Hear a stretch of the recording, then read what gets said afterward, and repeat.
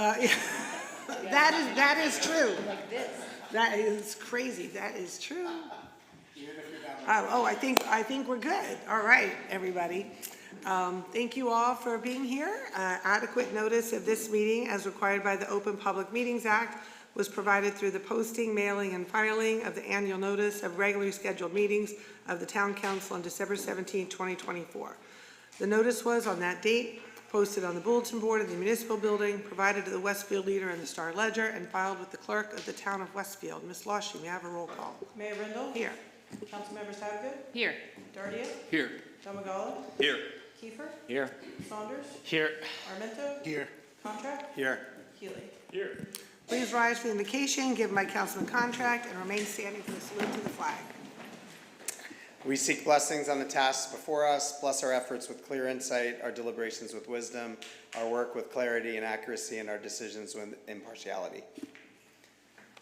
I pledge allegiance to the flag of the United States of America and to the republic which stands, one nation, under God, indivisible, with liberty and justice for all. No comments from you? Should we go right to our proclamations? All right. We have two proclamations this evening. First is for the Westfield Foundation honoring their 50th anniversary. I'm going to ask, I see, is it Dave? Glenn, are you coming up here too? Excellent. So is there anybody else? Oh, and Bob. Terrific.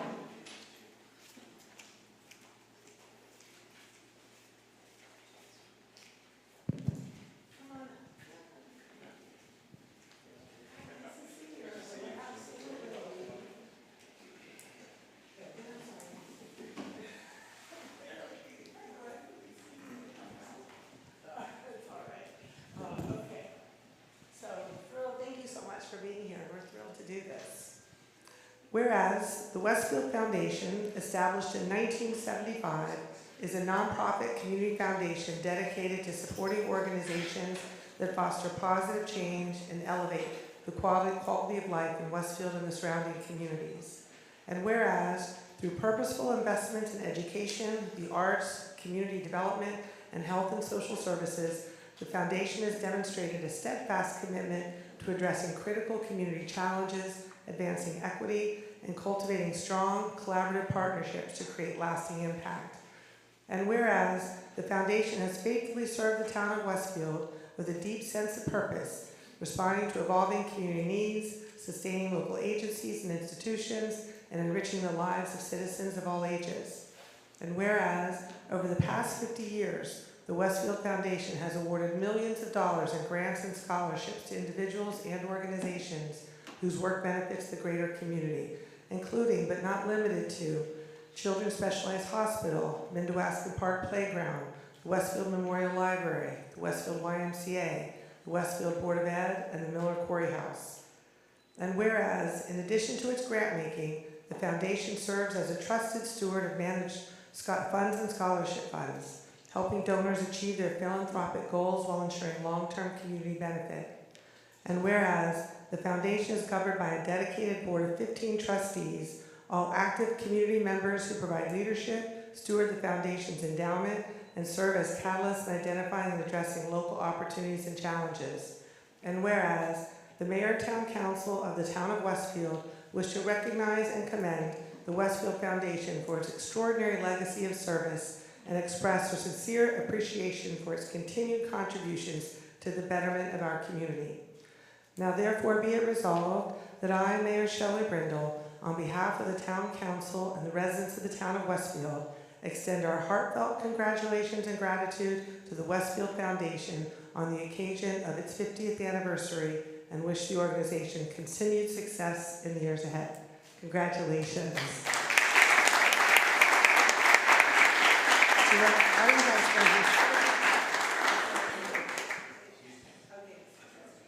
Well, thank you, Mayor. We really appreciate this honor, and we're very grateful for all the people in Westfield that have given to the foundation over 50 years, and we're really looking forward to the next 50 years. Thank you.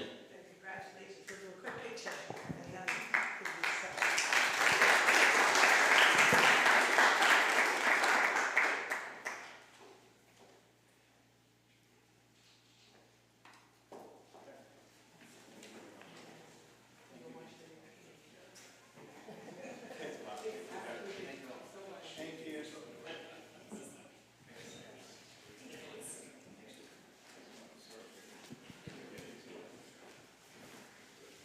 Okay, I see, come on, rescue squad, come on up.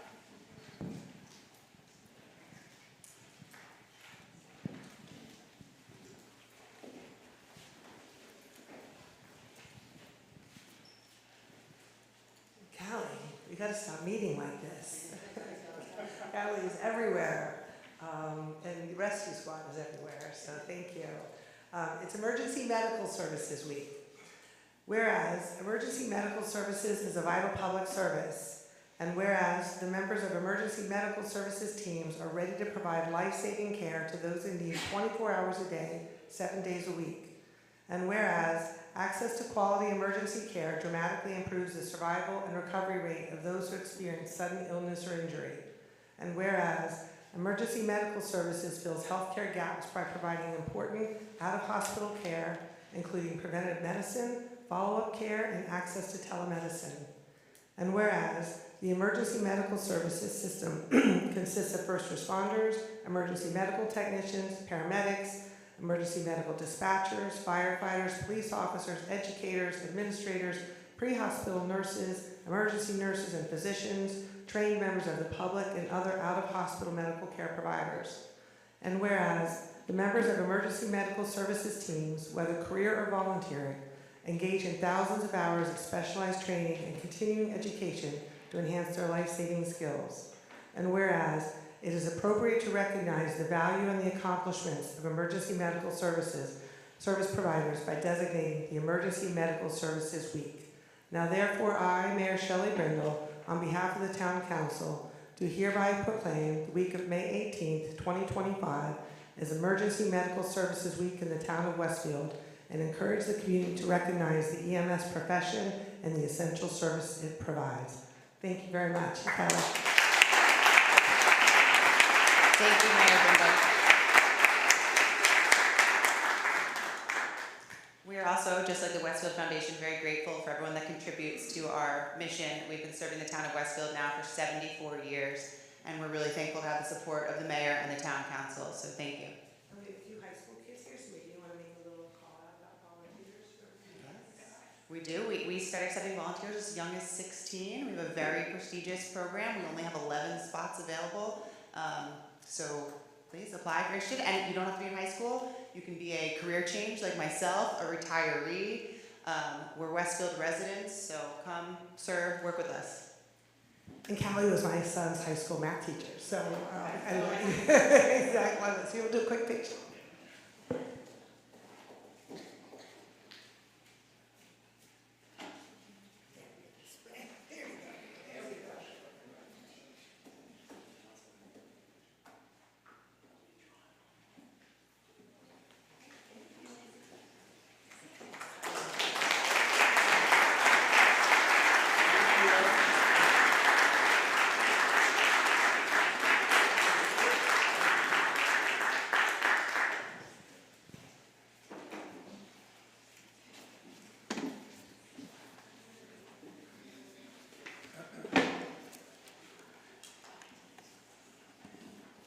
And you all are also welcome to leave. You don't have to stay. I always feel like I need to give people permission.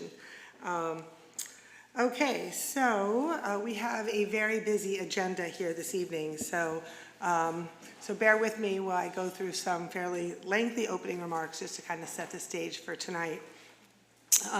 I first want to talk about and mention the amazing Memorial Day parade yesterday. It was a picture-perfect day for our annual Memorial Day service, honoring our country's fallen service members. I want to thank all the participants. I don't think I've ever seen a crowd on the streets like we saw yesterday. I'm sure the weather had something to do with it.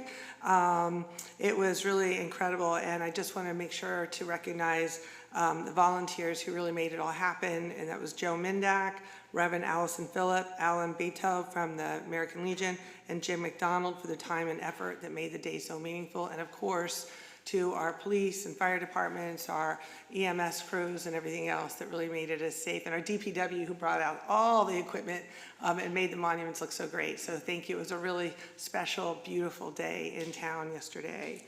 I do want to remind everybody about an important election that's coming up on June 10th.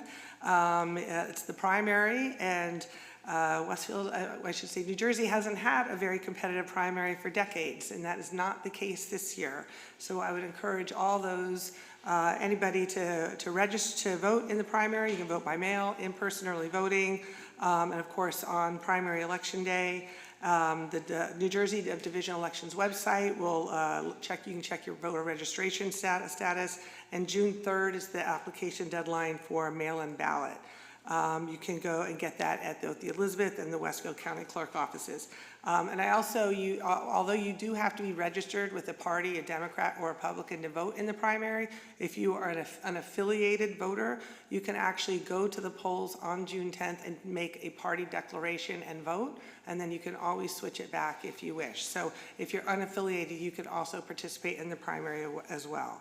So New Jersey Votes has a great website, as does anything on our website under elections. So in terms of tonight's legislative items, so let me just go through a couple highlights. From Public Safety, Transportation, and Parking, we have 3 resolutions that authorize essential purchases for our police and fire departments, including self-contained breathing apparatus and PPE turnout gear for the fire department, and new ballistic helmets for the police department, all of which are funded by our capital and operating budgets. From the Public Works Committee, we have 4 resolutions, 3 of which authorize awards of contract to make important purchases for the DPW. That includes 2 trailers, 2 4-wheel drive trucks, and a pickup truck for daily operations. This is all the fun stuff that happens after we adopt our budget. Now we get to actually buy all this really amazing new equipment for our departments. From the Code Review and Town Property Committee, we have a resolution addressing a proposed transfer of development rights for the project known as the Sophia, which is at Clark and Ferris, from James Ward, the current owner of the project, to Van Gogh Development, who has extensive experience in projects of similar size and scope in New Jersey. Jim Gilday, Don Samet, and I had a productive meeting with the Van Gogh CEO recently, and I actually have also personally received some personal and positive endorsements about Van Gogh from officials and other communities where they have completed projects. And I have to say, universally, they are very highly regarded. Any sale or transfer of this project must be approved by the Town Council, which is the reason for this resolution tonight, and it cannot be unreasonably denied, conditioned, or delayed. And as part of the transfer, a modification to the project schedule is recommended, reducing the time frame for which the developer must obtain all government approvals from 12 months to 9 months. There will be no material or changes or amendments to the project, since planning board approvals have already been obtained and the project is governed by an already approved redevelopment agreement. On the Finance Policy Committee, our finance chair, Linda, has a very busy evening this evening. We have a vote on our annual resolution confirming compliance with local finance board rules regarding recommendations of our annual audit. 2024 was another very successful audit report. It seems to be the expectation now. Jim sets a very high bar, and there are no formal recommendations that were made. Again, between Jim, our town administrator, our CFO, Scott Olson, the finance office staff, and all the department heads and staff really do an incredible job of managing the respective department budgets effectively and efficiently, which is why we get these like gold stars on our audit reports. We also have 3 resolutions authorizing grants to new tenants of affordable units under our Affordability Assistance Program. All are for new or low and moderate income tenants at the Parkside, which is the new development on Springfield Avenue, and they are 100% funded through our Affordable Housing Trust Fund, which is paid by developers' fees. They've already been reviewed and approved by our third-party professional firm, Community Grants Planning and Housing. On the revenue front, this is always fun when we get to actually approve insertion of special revenue items.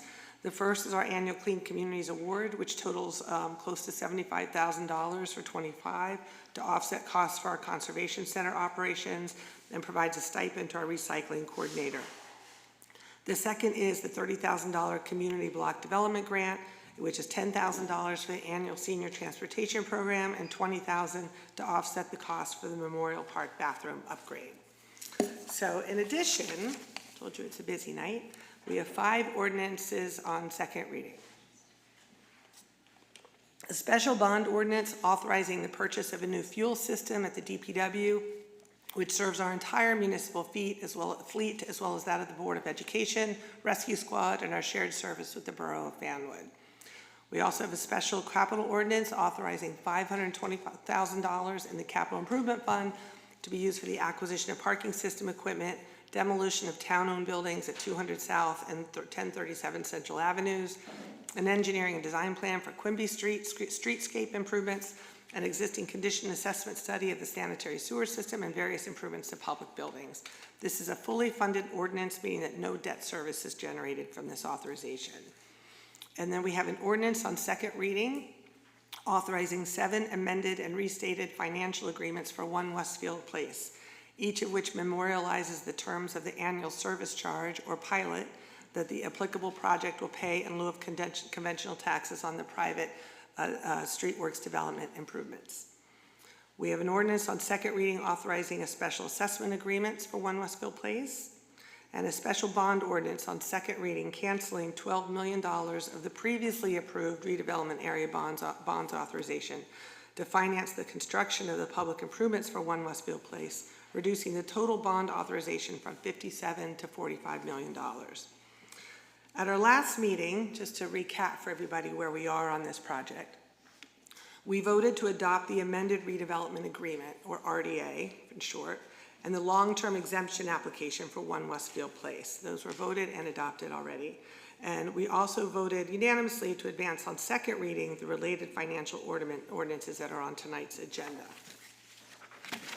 As with all ordinances on second reading per state law, which tonight include 3 related to 1 Westfield Place and 2 unrelated to the project, the public has had the opportunity to review the information presented at our last meeting, which for the 1 Westfield Place ordinances included our professionals delivering detailed presentations and the materials being posted to our website. Tonight, we will hold public hearings before the final adoption votes take place later in the evening.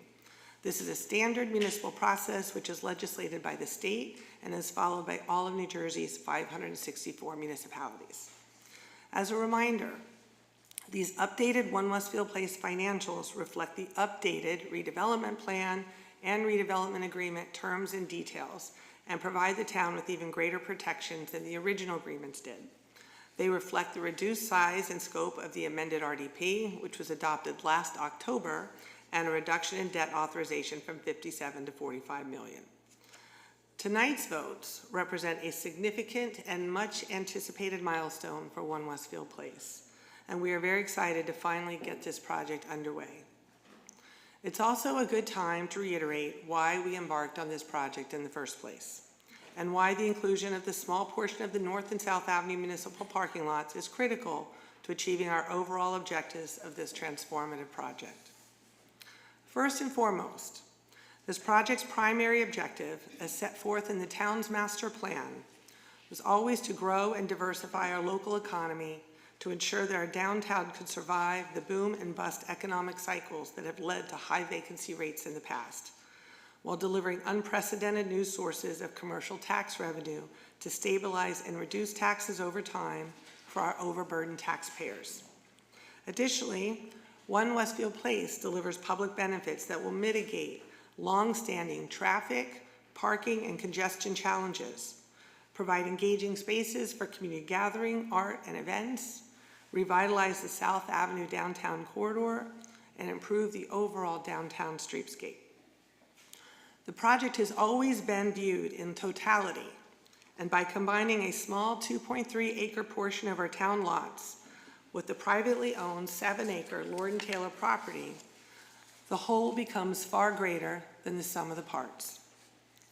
This public-private partnership is what is enabling us to leverage the combined properties to deliver over $40 million in public improvements, which the town and most municipalities could not otherwise fund on its own. These public benefits, in addition to the fulfillment of our long-term smart growth goals, continue to drive our holistic approach to this project.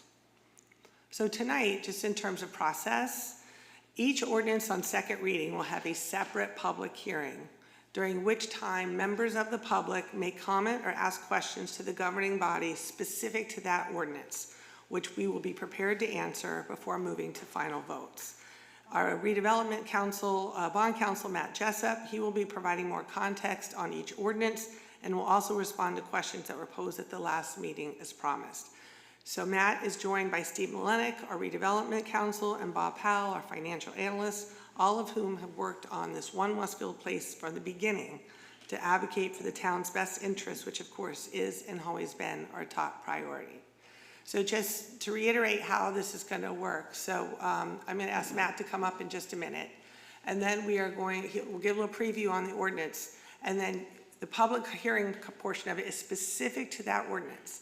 And these are all financial agreements. So the commentary on these hearings, and this is legislated, it has to be specific to what it is we'll be voting on.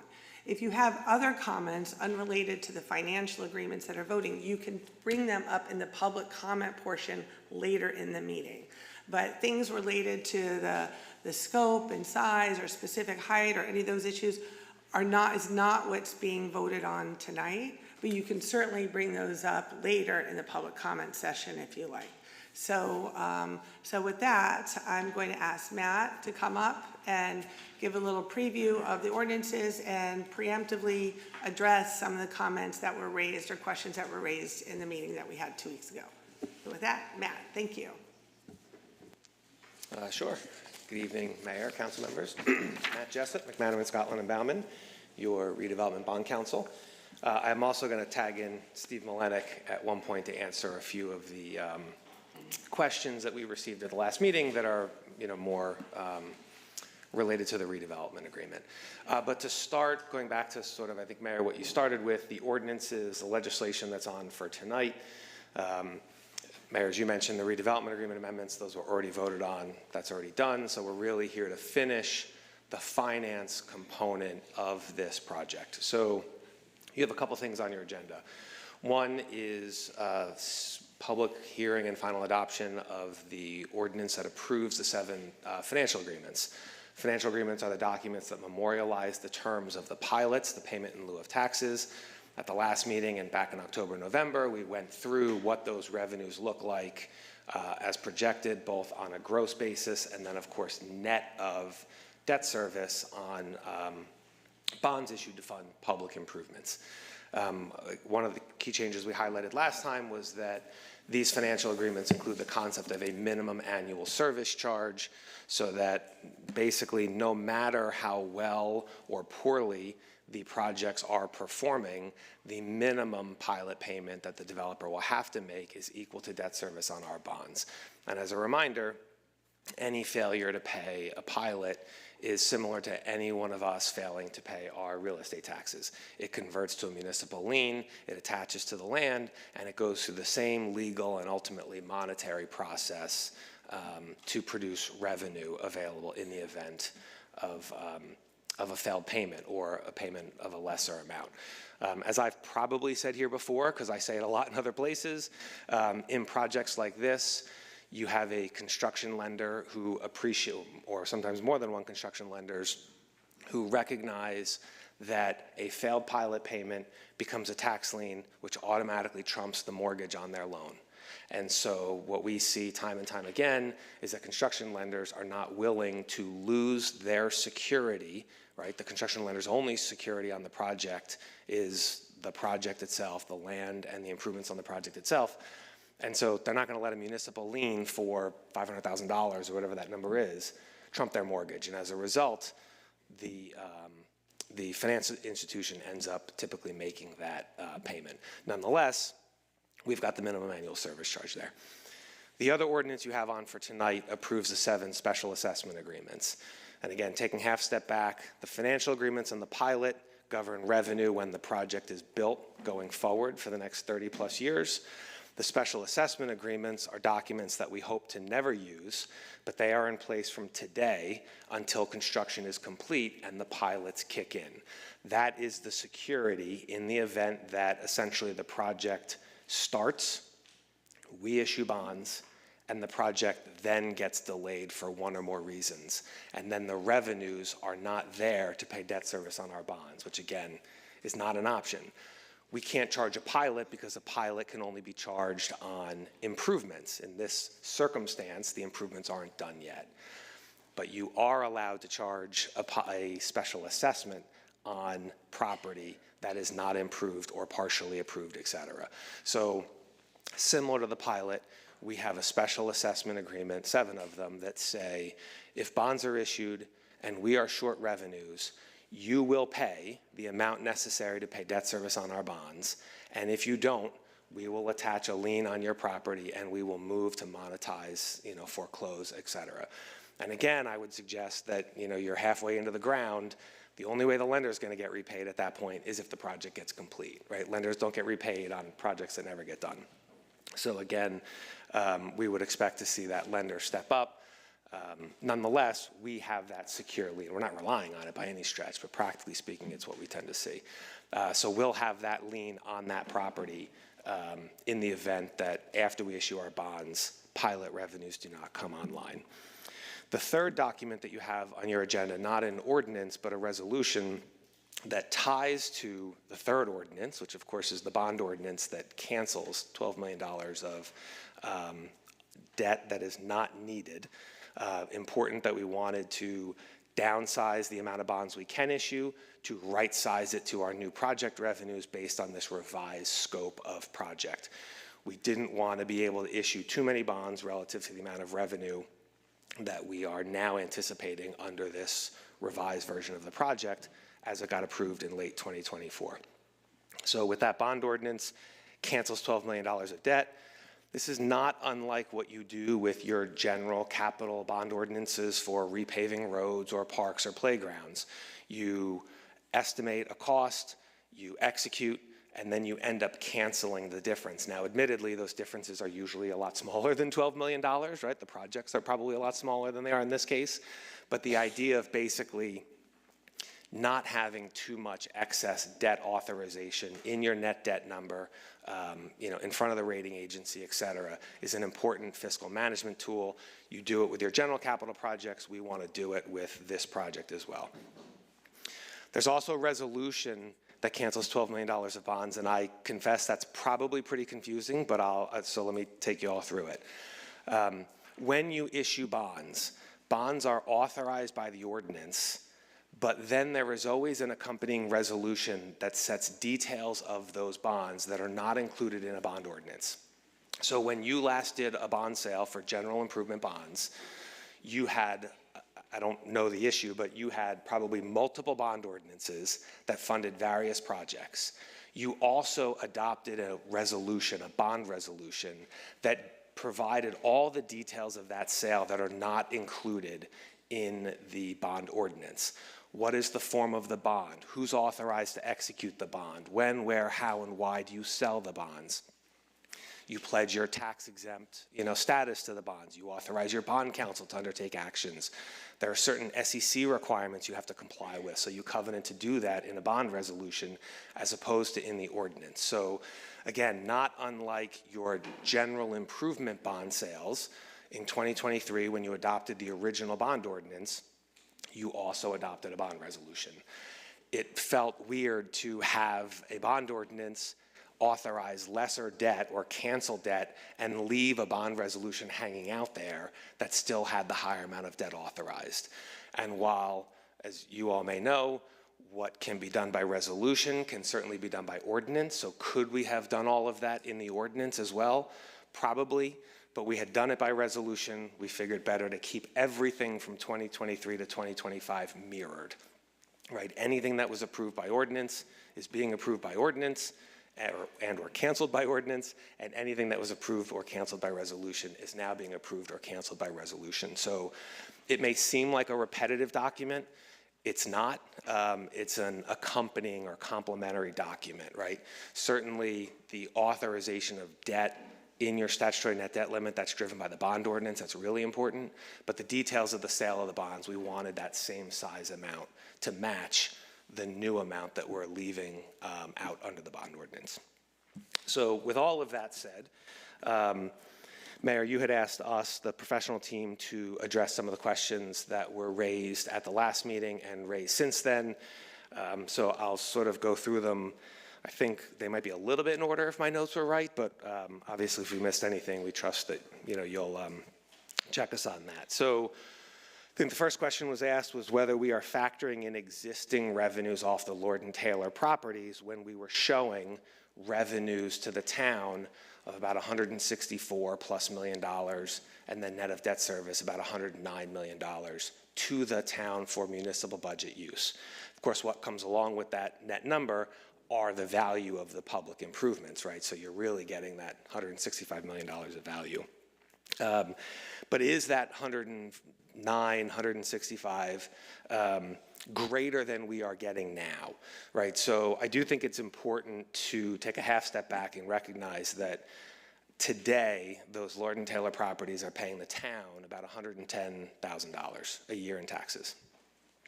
If you raise taxes 2% a year, which, as you all know, subject to your statutory exceptions, is sort of your baseline increase over the course. What's that?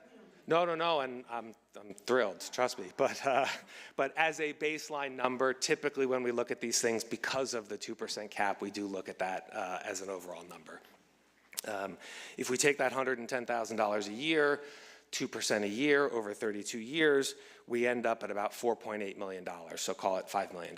So to the question of, is the amount we're showing on the slides greater than we are getting now, that was the total amount of revenue. So if we were showing 165 and we take out the roughly 5 million that we get today if we did nothing, that net number is 160. Same thing, we showed net of the debt service, 109 million. We take off the roughly $5 million, that we would get today growing for that same 32-year period, and you get about $104 million. We were asked whether those revenue numbers we were showing were present valued into today's dollars. That's a great question. We do get that often. The answer is no. Municipalities don't really work in present value, right? I know it's a little contrary to sort of real estate finance, but municipal finance doesn't really operate in present value. You have 5-year capital budget requirements. You have you're probably doing 5-year look forwards on your budgets in total. You're not then taking those 5-year budgets and present valuing them today to try and match them up with revenues, right? You're taking a budget of 10 million and saying next year it's going to be 12 million, and where am I going to find the revenues / expenses to address that? And then you're doing the same thing the next year. So since municipalities function in sort of true dollars as opposed to present value dollars, it's sort of important for us to present that revenue to you the same way so that 3 years from now, you're looking at revenues of X to support expenses of Y, which again are in those dollars, not in today's dollars. You can look at a comparable amount of revenue that we anticipate. And obviously, once it becomes real, appropriate it in that year's budget like you would any other set of revenues going forward. It was noted by somebody that the budget has a line item of $20 million for land value. The question basically was, what does that represent? That is effectively the amount of value of the land for the streetworks, for the Lord and Taylor properties that the developer can use towards its construction financing, right? So I know in this case, Streetworks came about buying the property, not sort of in the traditional sense, but through acquisitions, mergers, et cetera. But you still need, at the end of the day, a construction lender, equity partners, et cetera, need to understand and give you credit for the value of that land as part of your contribution into the project. $20 million is the amount that Streetworks is showing in its budget as the value of the land. Incidentally, those same properties, I believe, are assessed at about $23 million. So, and your assessed value is typically lower than your market value. So we're actually sort of valuing it less, which actually is to the benefit of the town. There was also a question about the $4.7 million redeveloper public improvement contribution and what does that represent. That is essentially a contract payment that the redeveloper is required to make to us prior to pulling their first building permit for any portion of the project, which of course will be on the West Zone. They have to pay us the full $4.7 million. That does get dedicated by the town to be used towards the $42 million in public improvements. But that is a straight contribution payment being made by the town. There were some questions, speaking of public improvements, about the budget and price changes on the budget from 2023 to 2025. Again, I thought this was a great point, right? We all see the world changing, tariffs, taxes, post-COVID costs, et cetera. certainly fair to say, hey, are we modifying the budget sort of as we go? And admittedly, it can be a little confusing because the 2023 budget was a much higher number, right? We were paying for and getting more public improvements when we had a second office building to produce revenues to offset that. If you actually basically look line by line, you'll see that of the public improvements that remain, that $42 million of public improvements that remain, those numbers are different, right? They are changing. I think they're up about $2 million as a start, right? Because they are getting repriced in real time all the way up through, early 2025. But in addition to that, we do also have $6.5 million in contingency and escalation. The escalation, the concept obviously is we know improvements are not getting done today, right? They're not going to get done until maybe next year, and some of them maybe the year after that. So an understanding that prices, no matter what happens in the world, will go up naturally. So there is about $6.5 million in contingency on that $42 million budget. But I think it's worth breaking that down a little more, right? Because the construction costs are only about $31 million of that $42 million. And the two parking decks are $23 million of that $31 million, right? So 75% of that cost are the decks. And the decks have not seen the type of changes in construction costs that you might think of with steel or with tariff-based materials, et cetera. So we have talked to your independent construction monitor for the decks. They have confirmed that the pricing is still correct and is still in line, and that is, again, about 75% of the hard costs, right? The argument is soft costs are not subject to nearly the type of wild swings and escalations. People's fares may go up a little, but they're not going to go up, 15, 20% year over year, as much as I'm sure the engineers and the architects would all love for that to be the case. And lastly on that item, remember that these improvements by contract are being done pursuant to a guaranteed maximum price contract, right? So that has to get basically let out, responded to by the trades, prices seen, a price locked, so we know as we go if something does come in over budget, and certainly something will, right? That's the way the world works. We'll know about it, and we'll obviously have time to adjust down the road on other public improvements if we don't have corresponding projects that come in less than they otherwise were projected to. Let's see, what else? We did talk a little bit last time about the development partner. I think we spent a decent amount of time on that. And I do think, and Steve can talk about this a little bit, but tonight's a great example. Mayor, you mentioned another project where you have a different development partner coming in. I think, as I said last time, Streetworks has been a great partner. They have planned and helped the town on I think the mission, or was maybe the goals were the terms you used, on a comprehensive sort of integrated project across these multiple zones. But we do understand that there will be others that will come in and execute on most of this. That's important for sure.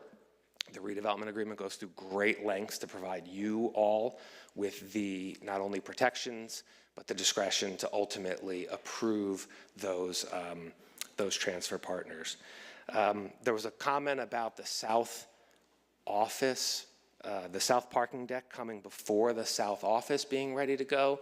And I just want to tie back, because that may have been sort of the 2023 plan.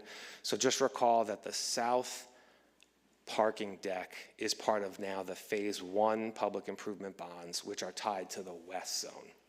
So there really isn't any tie between the south zone parking deck and the south zone office. Essentially, Steve, again, can fact check me, but with the way all the conditions preceding have to happen, the south deck is constructed before the south zone ultimately can get underway. And that south deck, in great part, takes care of lost parking as a result of the plazas, the squares, the greens being improved for public benefit. Lastly, on the public improvements, I did just want to point out that the numbers look like about $12 million of public improvements have been cut. The reality is it's closer to 10. Again, those numbers are off because you're removing public improvements, but you're also changing the budget numbers on other public improvements in real time throughout the last 2 years. That $10 million is essentially 4 categories of streetscape improvements that were cut as a result of that second office building not going. So the way our documents work, you do not have an obligation to fund those improvements via the public improvement bonds. However, if revenues are higher than we're showing, if debt service is lower than we're showing, and or if you simply say, notwithstanding the idea that we wanted, 20% of the revenues to debt service and 80% to ourselves, we want to change that a little bit, you can certainly voluntarily choose to use pilot revenue either in real time or securitized in a bond issue to put some or all of those public improvements back in. But the cut was limited to basically those 4 categories of all streetscape improvements throughout the various districts. And with that, I'll turn it to Steve. Thank you. Thank you, Matt. Mayor, members of the council, good evening. Steve Malenik, Greenbaum, Rose Smith, and Davis. I am the town's redevelopment council. There were several questions that were asked at the last meeting that, while they don't directly relate to the finances of the project, we wanted to, as the town's professionals and in light of the mayor's request, answer those questions for the public.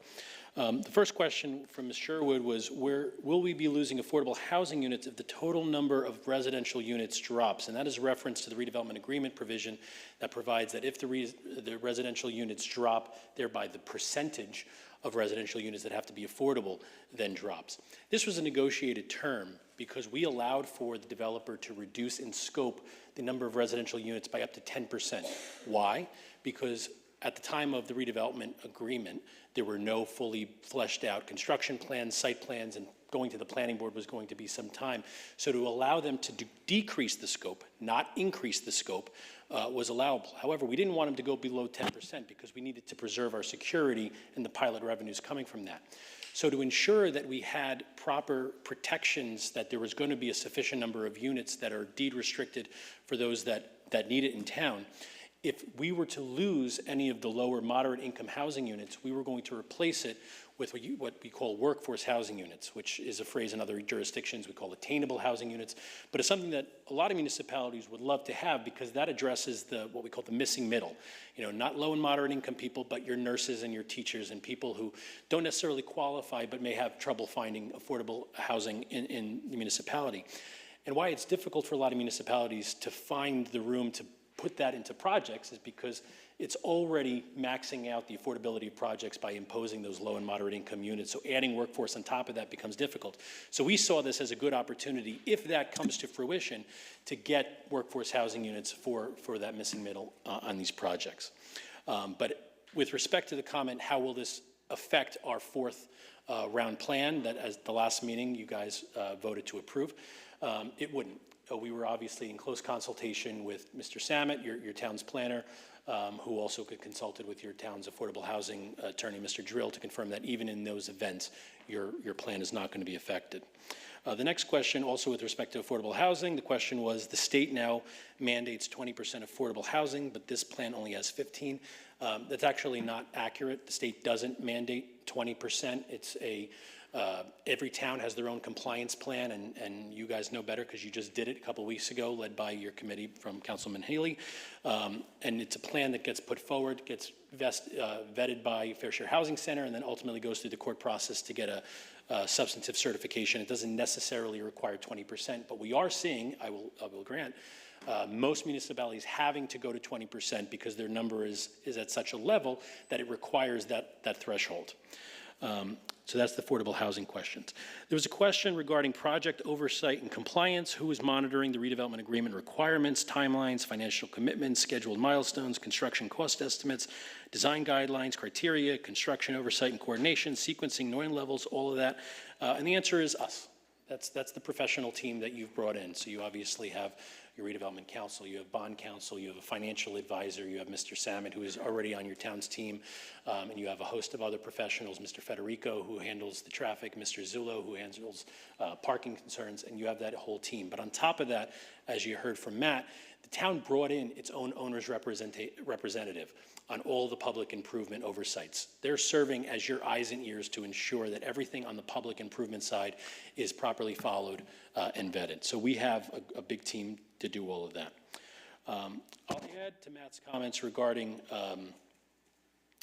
the project budget.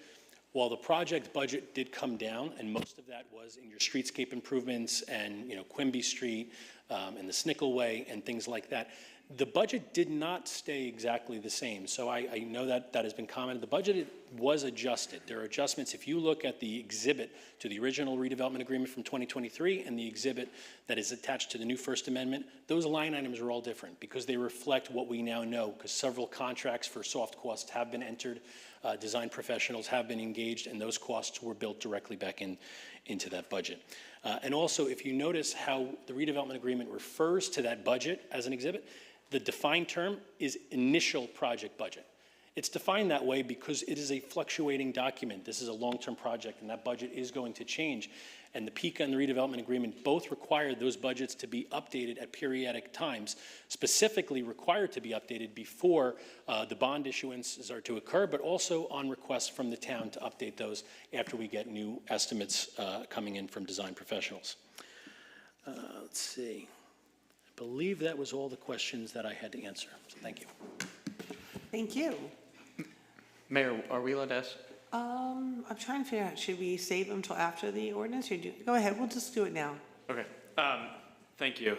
There was one question I think that I didn't get answered, which was how many net parking spots did we have before and how many parking spots are there after the project? And then one other clarifying, I just want to clarify what my initial question was on the Lord and Taylor tax. It wasn't what is the difference in Lord and Taylor getting taxed now versus the development that's going to happen. It is inevitably, if Lord and Taylor did get developed, right, what would be the difference of a developed Lord and Taylor lot versus this net project? Not zero sum, nothing happens on the lot, and then this happens. I want to know if that actually gets developed and the train station doesn't, what is that net difference?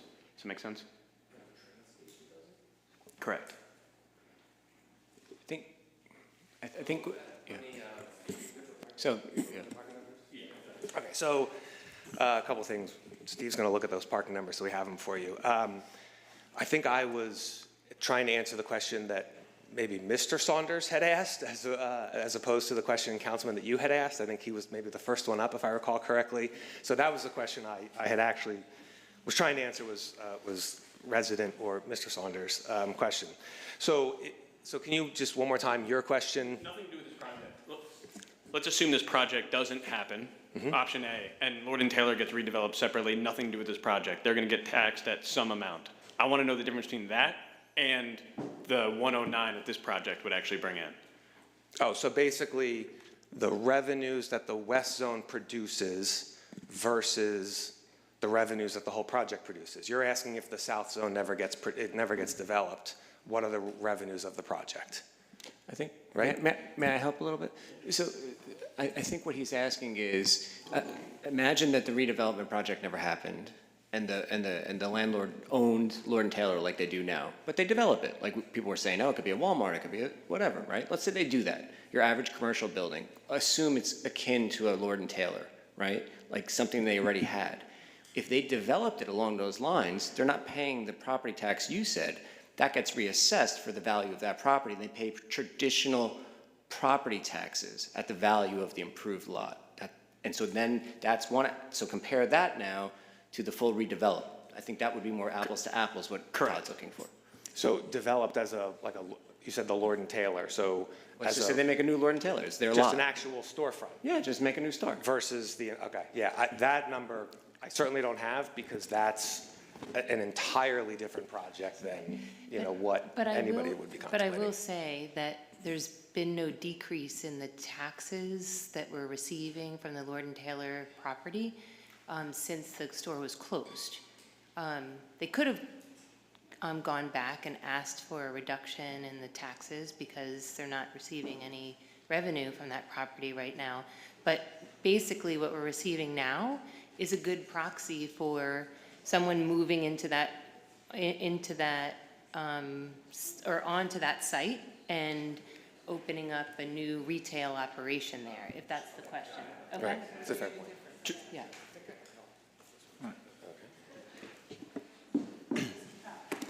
Good Mr. Powell, evening. Yeah. I'm Bob Powell, Nassau Capital Advisors. And I wanted to just jump in to simplify an answer to the councilman's question, which I think will simplify it. As a general proposition, the financial agreement that is before you tonight, depending on which year in the future we look at the financial agreement's revenues, is requiring the property owner, like the Lord and Taylor property owner, to pay between 75% and 80% of full taxes.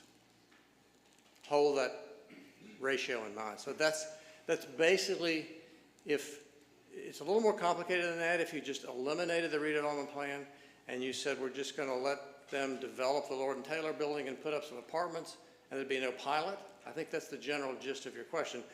What would the difference be in tax burden? And it would take us a while to grind those numbers specifically, but as an order of magnitude that I'm highly confident is basically correct, to give you some sense of that, the pilot is about 75% to 80% of full taxes. Okay? So, Mr. Powell, can I just, because I'm along Councilman Saunders' lines here, I'm looking at your report from the revised 5.6 along those lines, and you had, I guess it's the combined pilot and property tax analysis. So you had, in your statement, you said it was not attainable. I'm not sure why it wouldn't be attainable, but you had said that property taxes to the town, 16.6%, were 38 million, and their net revenues to the town with the pilot are 164 million. Well, actually, it's very easy to manipulate numbers. If you look at that 164, you take 16%, because you still have to pay the schools. And I know it's always said. No, I think the gentleman's question was total property taxes versus total pilot payments. That's what I'm estimating. Not just the percentage of total property taxes that goes to the municipality or goes to the schools or the county, but the total property tax rate. Just stepping back a minute, the difference between the two for the property owner is roughly 75% to 80%, depending upon which year in the financial agreement we're talking about. Right, so Let me put it a different way. I've negotiated 100 different pilot agreements in suburban New Jersey for the last several years. This is one of the agreements that has the narrowest spread between pilot payments and full taxes. But if it has the narrowest spread, then the pilot also has risk to it. So then if it's a narrow spread, wouldn't we just take the taxes? I'm missing something here. Well, I'm not sure what you mean by the risk. I think Matt has talked about how the pilot is adequately secured. Well, there's some amount of risk compared to property taxes. If it's a very narrow spread, that makes me more concerned. I was hoping you were going to say there's like a giant spread between the two. I'm not sure what you're talking about when you say the risk. What's the risk you're concerned about with the pilot? I mean, there's any risk in a pilot that we're doing with a brand new property owner who's coming in and going to redevelop most of the town. There's financial risk, there's single party risk. I mean, I can go down, there's more risk than just Lord and Taylor being developed. Well, if the redevelopment that we're talking about here is not subject to a pilot, and I were to project what the property taxes would be for that, which I've done in the analysis, and then to take your concern, which is that full tax agreement is on a project that doesn't work. It doesn't, forget pilot. Suppose a developer builds the improvements, pays full taxes, and it doesn't work. He's going to file a tax appeal. Taxes are not guaranteed at a certain level. Just like pilots, they are ultimately based on revenues. If revenues drop substantially for any commercial property, you file an appeal, and you often win. And taxes go way down depending on how far your revenues went down. I think Matt is back there to address the risk, because I think maybe clarify a little bit when. I think he had did you get your question answered? Because it kind of went to me. Well, I just don't want to leave that hanging because you gave the impression that there was risk. And I just want Matt to clarify that so no one thinks that's correct. Yeah, I mean, I'd say two things, right? One, I think Bob said half of what I was going to say on the risk side, which is for us, any commercial property's, success or failure comes to us in terms of either higher or lower taxes, or in this case, higher or lower pilot, right? I do agree with Bob that that's no different. In terms of risk, as a general matter, all the project risks, those are all on the developer. Right, they're not on us. So to your point, if I'm a developer that can build a project at conventional taxes, I have the same risks. I have construction risk, I have financing risk, I have performance risk, I have all those things that I have no matter how the project is ultimately being taxed. So the risks are the same to the developer, 100%. But the risks to us are, that they don't perform, and then we go in and exercise all of our remedies. That would happen even if the developer was, no matter how the developer was paying their tax bill. Sorry, and can I go back to one other question? I think you said something of when revenues decrease for a business, it's highly likely that they can get a tax appeal and reduce their taxes. I've never heard that. So if I go to a business, so is it clear we can go to business?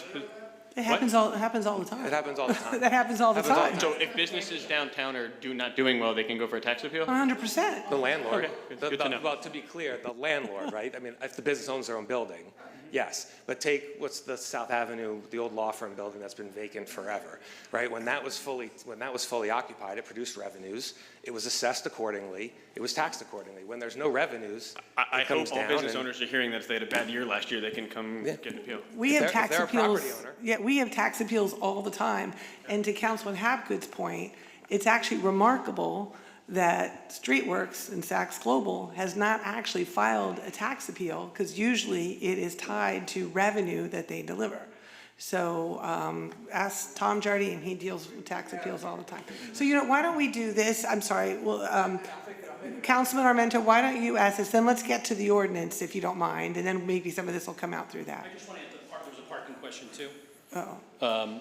The difference in parking. So the public parking that was in the 2023 and the 2025 are identical. The 2023 and the 2025 both provide for 762 public parking spaces across the project. The private parking actually reduced. 2023 was 1144 and it's now 1,090. And that's because we lost an office building. Correct. Right. Correct. I'm sorry, which one is commuter in? That's the public? 700. The 762 public parking spaces. Councilman Armento, you had a comment, and then we'll go to the ordinance. It was along the lines of Councilman Saunders in terms of Mr. Powell's combined pilot and property tax analysis.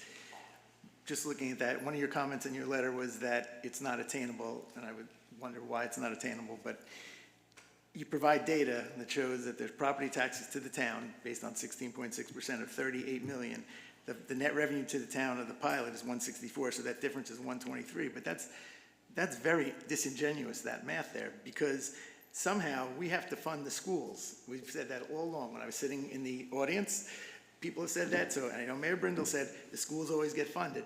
But where do those funds come from? Well, it's going to come to the town council, and then we're going to give it to the schools. So that the net pilot that we keep saying we're going to get, some of it's going to the schools, regardless. Otherwise, your school taxes are going to go up. 60% of your tax bill is school taxes. So who's paying for that? So I think saying, oh, we get $3 million a year, 30 years, that's all nice. But some of it's going to the schools. So if you actually look at that 38 million that you calculated, which is 16%, that's well over the 164. So I think the data is very misleading. It sounds like a great deal. To be fair, it's actually not misleading. I think there's a misunderstanding of how things are, but I just don't want you discrediting our professionals. It's not misleading, and it's not disingenuous. I think there's maybe a misunderstanding of how it is. So let's be reasonable and fair. I think Councilman Hapgood wanted to comment on something.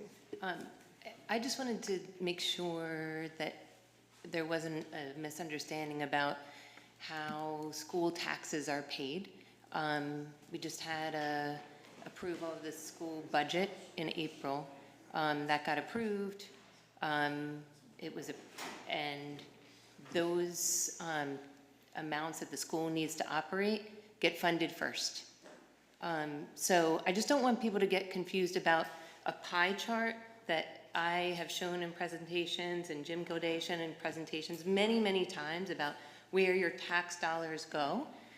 So we can take, and break that up into a pie chart, but that doesn't mean that when we sign a pilot agreement and the municipality is getting more revenue in, that is reducing the amount of money going to the schools. The schools always get paid, so the pie chart is the end result, it's not the driving determination. It happens to be 16% in Westfield. In some towns, it's 24%. It's not something that we And drive. I understand that, but you're saying the pie chart, so we. Sorry, maybe I don't understand. No, so Can we you say 16% articulate? of our taxes go to the town. A large percent go to the school. The pilot funds are all coming to us, to the town, not to the school. So yes, the school can raise money by having another referendum, but we should be giving some of that pilot money to the schools. Okay, how many times have I said publicly, that's exactly what we intend to do? I have, and so, Okay. and how many times have I asked you to talk directly to Rob Bonaccio and the superintendent to see how they feel about this project, and they support it. And I have also said publicly that what we anticipate doing next month, we are waiting for their referendum to sit down. They're going to lay out their debt service over the 30 years and revenues. We're going to lay out our debt service and revenues and come up with a plan to make sure that we can, that it's all out of the same tax dollars, right? And I do think the legitimate concern, which I'm not sure of what you're articulating, but the concern is everybody agrees that the schools get paid. Everybody agrees. There's no diminishment of schools. Right. What people worry about is, okay, well, there's going to be a shortage and it's going to come up somewhere, and that's going to fall on us, right? That's the concern. Well, I'm not saying that exactly. I'm saying that 109 million that we take, some of that's going to the schools. Well, this is my point. Right. And so, yes, if we decide it, right, or some future council decides it, if they need that. right, but if And but bear with me, okay?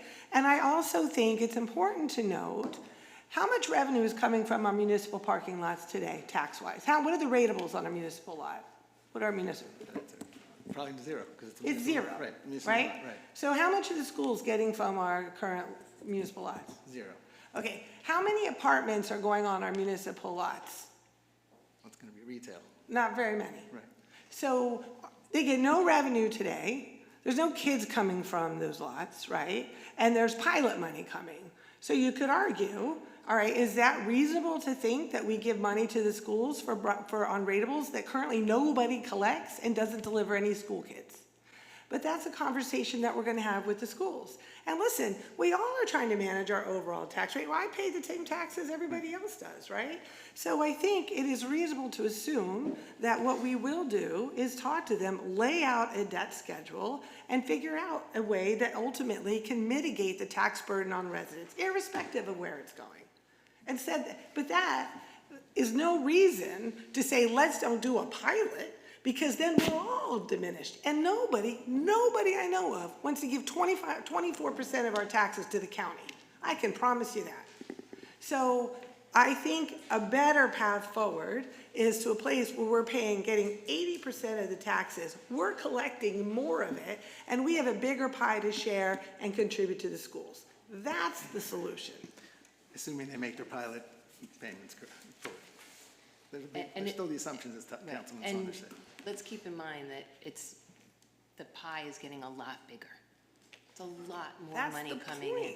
point. Plus all the other benefits that the project entails, which we talked about at the last meeting, which I think is lost in this conversation, right? So yes, Streetworks could do whatever their zoning allows them to do, and even if it generates obviously more money, it's still not as much as the pilot, and it's not going to deliver $42 million of public improvements that has virtually no risk associated to it. So guys, I know that there's a belief that, God, if we just let them do the Lord and Taylor property, that would be the best path forward. Completely disagree with that, right? Because this project, by doing it holistically, brings a lot of incremental meaningful benefit to this town that would not happen otherwise. Financial, public improvements, and otherwise. So you guys, I feel like it's just, listen, we have a completely different approach and belief on this, and that's fine, everybody's entitled to their opinion.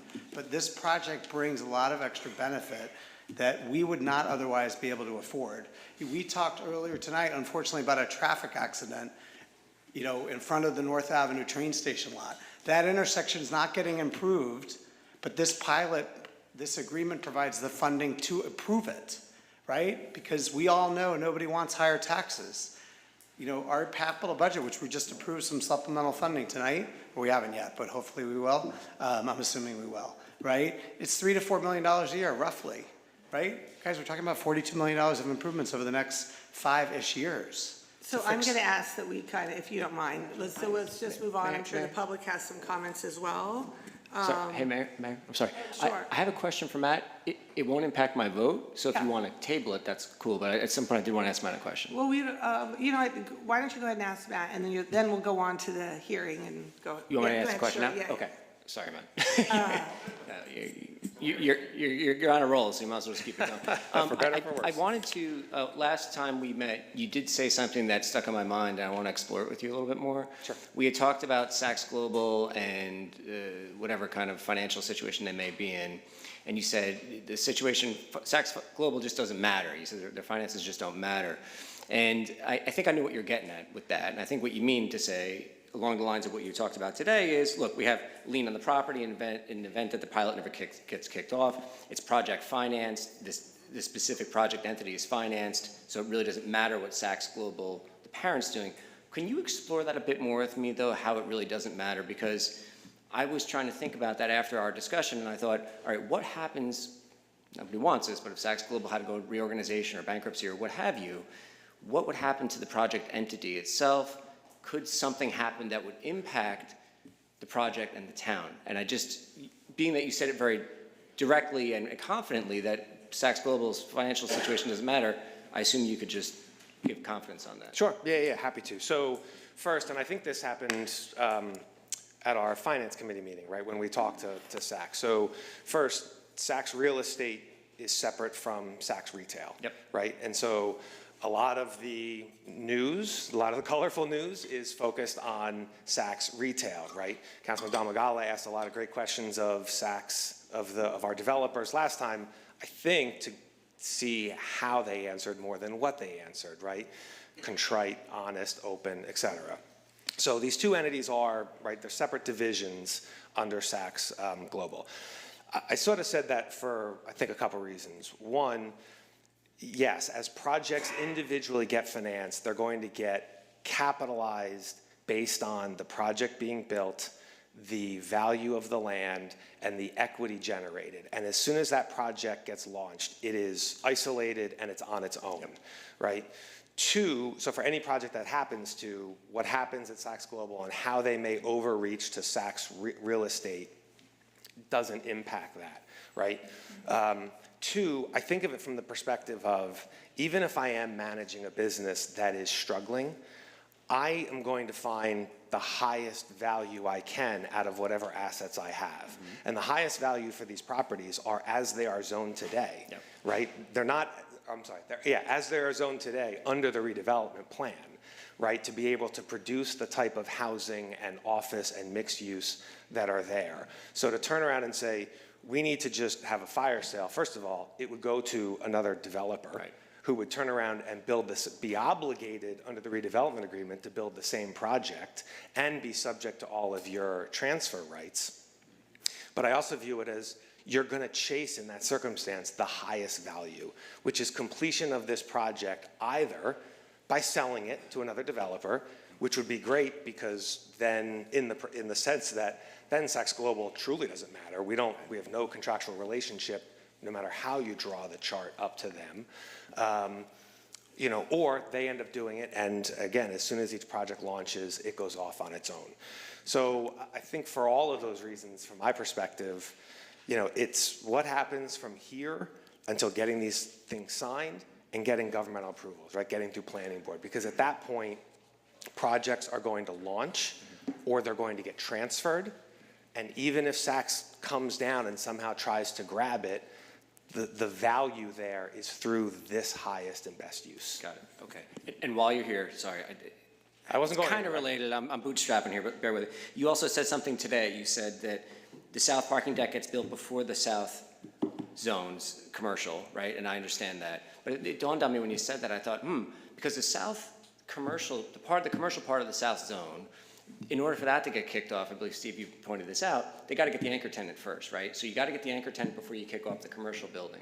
If the parking deck is built and they didn't get the commercial tenant, I assume we don't sell them the current parking lot. Could there be a weird scenario where we have a parking garage built on the south zone and keep the parking lot?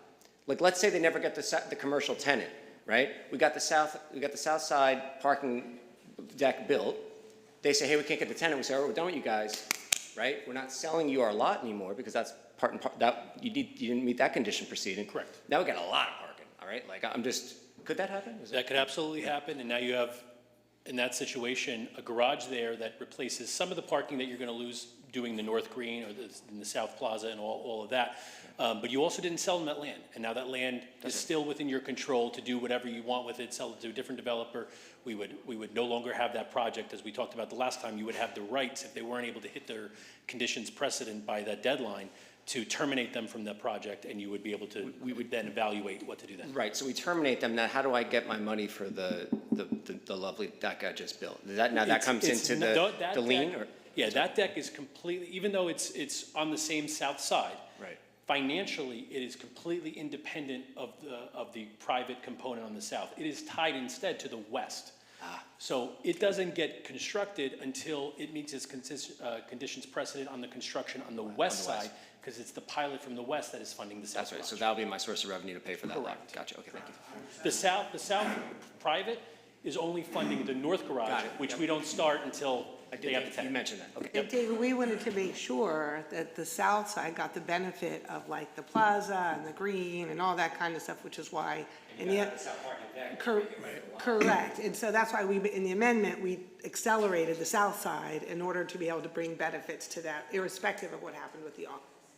And isn't the sale of the south side tied to 75% occupancy or lease of 75% of the space? Correct, it was originally 50% and now it's 75% lease.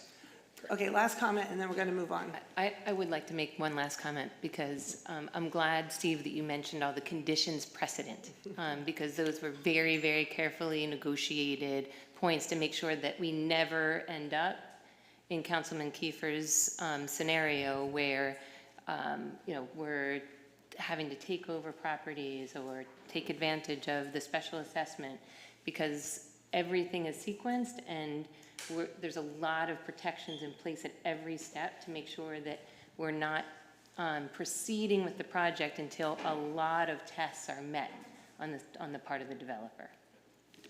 All right, so with that, Ms. Loshi, are there any advertised hearings? Yes, Mayor, we have 5 advertised hearings, starting with General Ordinance 2025-10, an ordinance of the Town of Westfield, County of Union, State of New Jersey, authorizing the execution of amended and restated financial agreements with each of SWD Westfield 1 Urban Renewal LLC, SWD Westfield 2 Urban Renewal LLC, SWD Westfield 3 Urban Renewal LLC, SWD Westfield 4 Urban Renewal LLC, SWD Westfield 5 Urban Renewal LLC, SWD Westfield 6 Urban Renewal LLC, SWD Westfield 7 Urban Renewal LLC, pursuant to the long-term tax exemption law and the redevelopment area bond financing law. Anyone wishing to be heard on General Ordinance 2025-10, please come to the microphone, state your name and address for the record.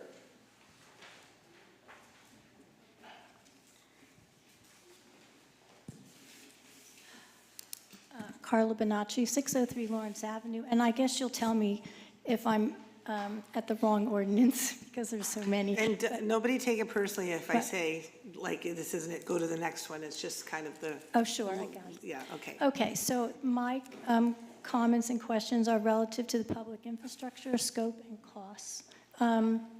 So it appears to me that the costs for public improvements are outdated and understated. I am wondering, where is the pro forma that And Ms. is down- Bonacci, I'm sorry. Am I talking to you Comments, or to- yeah, all comments and questions are Have directed to the answers? council, and then we will call on. Okay, So, okay. sorry. So, there is no design criteria or basis of design identified in the documents, original or amended, that clarify the material costs and the associated labor costs across the board. So my question then is, how are those costs derived? Because we just see a lump sum total project cost number for 14 to 17 items. So where's the pro forma that breaks it down for each of the 17 items between the soft costs and the hard costs that are mentioned in the footnote of Exhibit N? So, and I'm really interested in who prepared the cost estimate, because even at a conceptual level, if that's what you think this deal is, there should be square foot assumptions. I don't see them. Also, I was able to get more pro forma data out of Bob Powell's report regarding soft and hard costs, and when I looked at certain site work costs for the West development, I think that you're short. I extrapolated to the public improvements for your North and South Green, and I believe that you're short. There's also an updated exhibit. I'm asking if there's an updated Exhibit A, because I only see the original, yet in your amended documents, you refer to Exhibit A, and that, quite frankly, there are different, some items you deleted scope, others are still in. The other point, I have a lot of points to make. Your numbers are not really different from the original agreement. I did a comparison from 2023 to today. Your numbers are essentially the same, and then that leads me to want to know how you're actually going to manage this budget over time, because it's very easy to spend all of the first money on soft costs, and when you get to construction, you're short. And so this is a 5-year project. You've already spent $896,000 plus another $174,000 on your consultants. It's like $1 million of your 42. So how are you getting to the end? I don't see a clear path. I don't see a cash flow. I believe your numbers are short. $6 million contingency, I believe, is short. I also don't see anything on phasing and logistics. What you've done when you look at your schedule, there's no place for anybody to park at a certain point in terms of commuters in this development. Who has looked at phasing? Who has looked at logistics? How are you moving regular traffic? That's not related to the pilot. That's not related to the pilot? phasing It is and a cost to logistics. public, no. When you build a project with capital monies and you are having work that's in sequence and phased, there is a cost to that. Where is that cost in the pro forma? If I go and take it out, I don't see it. I don't even see it identified. Also with logistics, because if you're going to pay the cops to manage the traffic, where are you paying for that? If you want to use pedestrian people instead of the police, you need to pay for that. You need to negotiate that with the police. I don't see any of that, so I think we're short. I have a minute left. I'll come up again. And it wasn't clear to me about this parking management software and where that comes in. I'm also wondering, since you cut $12 million of scope, how did you decide what would get cut? I also don't see any reference to Quimby, and you did cut that scope, and there was like $1.9 million associated with it, and yet it is not listed in your Exhibit N. Yet you listed other projects that are not required that could occur if there's extra money. So why don't you just leave the $12 million in the bond so that if that happens, you can add this scope back in. What else do I'm going to run out of time. I'll come back with a few more questions on controls. Thanks.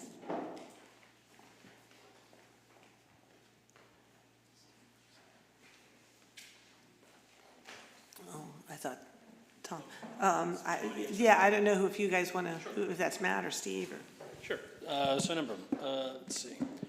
In no particular order, because I was writing down notes fast. The budget doesn't show that we've spent $896,000. That just reflects the contract, the actual cost that we know to date. The last line item shows the actual cost spent to date on the design work is $174,000. All of the line items in that initial budget, which is just a one-sheet document that's attached to the exhibit, are a snapshot of a lot more work that went into it. As I mentioned before, there's a parking professional, there's a traffic professional, we have financial professionals, we have EPIC, which is our owner's representative, specialist in construction that has reviewed all of these items. And the costs that are shown there are a reflection of what the estimate is to complete the public improvements as shown in the design work on Exhibit E to the redevelopment agreement, which is the plan for the public improvements. We have a review committee and an administrative process through the PICA that is tasked with, as we go through this, making the decisions. Do we want it to be this material? Do we want it to be that material? Do we want it to be higher? Do we want it to be lower? All of those decisions will come during the design phase, which is a while from now. And yes, those decisions are going to impact the costs. That's why this is an initial project budget.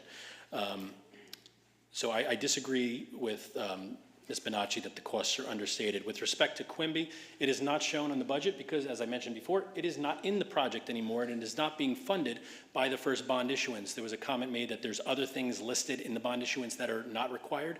That's no longer the case. In the 2023 redevelopment agreement, there were 3 components that were identified as not being required, meaning that if we had the funds available, we would do it. That included Quimby, the Snickelway, and the underpass on the train station. All of those have been removed as not even being identified as not required. They're not even on the budget anymore. They're within your purview to do outside of this project if the funds are available. So everything that is listed on the initial project budget and in the bond issuance are required and will be done through the bond issuances. Thank you. Any further comments on 2025-10? Seeing no one, Mayor, you may close the hearing. This hearing is closed. Next is General Ordinance 2025-11, an ordinance of the Town of Westfield in the County of Union, State of New Jersey, providing for the special assessment of the cost of certain public improvements within the Lord and Taylor train station redevelopment area and authorizing the execution of amended and restated special assessment agreements with each of the SWD Westfield 1 Urban Renewal LLC, SWD Westfield 2 Urban Renewal LLC, SWD Westfield 3 Urban Renewal LLC, SWD Westfield 4 Urban Renewal LLC, SWD Westfield 5 Urban Renewal LLC, SWD Westfield 6 Urban Renewal LLC, and SWD Westfield 7 Urban Renewal LLC, and further authorizing certain other actions in connection therewith. Anyone wishing to be heard on General Ordinance 2025-11, please come to the microphone, state your name and address for the record.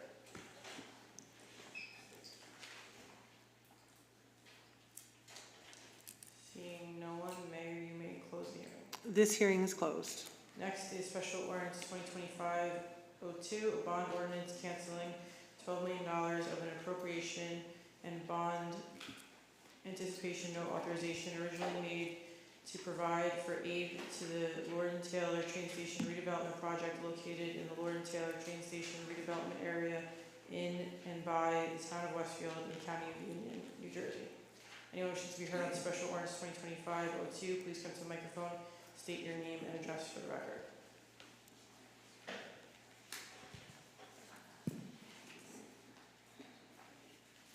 Carla Bonacci, 603 Lawrence Ave. This is on the bond, right? The reduction, Okay, yes. the reduction. So, again, you're reducing scope, and it hasn't been explained how one came to that decision to reduce certain scope. There is still that mention of the 10 million and the other projects that are in Exhibit N that say not required, but they could be done. So how do you intend to get additional funding if in fact you choose to do that? Also, how do you intend to get additional funding if you have cost overruns? Although your budget is going to continue to change over time, how are you going to get that money? And then what type of oversight is provided? And I'm also wondering if your oversight owner's rep or anyone did a Monte Carlo risk assessment to determine the probability of success relative to cost and schedule. It's something that's typically done on large projects. This is a $330 million project over 5 years. Did anybody do that so that you can understand the window of risk? I'm also and regarding the 12 million, and then your Epic Management, who's your owner's rep, have they actually gone through this agreement? Do they have the pro forma? I think all of you council members should have the pro forma of the public sector costs and improvements that you're planning to agree to tonight. And I'm then also wondering on the flow of funds, since there is substantial upfront costs, and the 896 is saying that money was spent on schematic design, and it's included in the 42 million. So you spent it. That's how I'm reading Exhibit N. No, it's just there for just what purpose? Okay. And so what are the triggers to release the funds in a manner that will reserve adequate amounts for construction? I am very concerned money will go to soft costs. You're saying you have materials. I'd like to know, in all of these meetings, have you written down? There should be a straight, easy scope of work, basis of design document that records everything you're asking for. Are you getting granite sidewalks or concrete sidewalks? Are you getting Belgian curves or concrete curves? Are you getting bollards that meet security ratings or bollards that are decorative? What are we designing for the money that you put in the public improvements? You are entitled to know what you're being asked, what you're buying, and what you're going to pay for. And that's it. I just think it's light on risk analysis and light on the mitigations, all for the public projects, because you're assuming you're going to get revenue to pay for all this stuff you want to do. Thanks. Matt, I think you would address the $12 million reduction initially, but maybe you want to repeat that for the benefit of the public, and Steve. Yeah, sure. Happy to comment on a couple things there, and then I think Steve may want to chime in as well.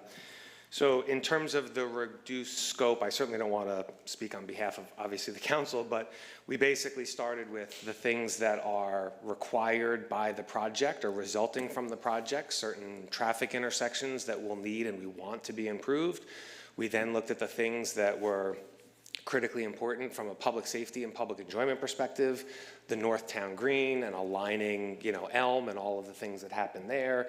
Obviously, the decks in sequence to make sure we have sufficient parking along the way. And that basically just sort of resulted in a priority list, and things like the train underground tunnel. There was once contemplated a covered walkway from the north, what will be the north deck, over to the train station, right? You park there now, you walk uncovered, but there was a concept of a covered walkway. That is still here as a potential if there are revenues and if you so choose. But some of those things, Quimby, you chose to do on your own ahead of when a lot of these will get done so that we, the public, can benefit from them faster. So the priority list just sort of evolved out of looking at what was mission critical to the project, mission critical to residents, mission critical to us, and things like the streetscape improvements, the underpass upgrades.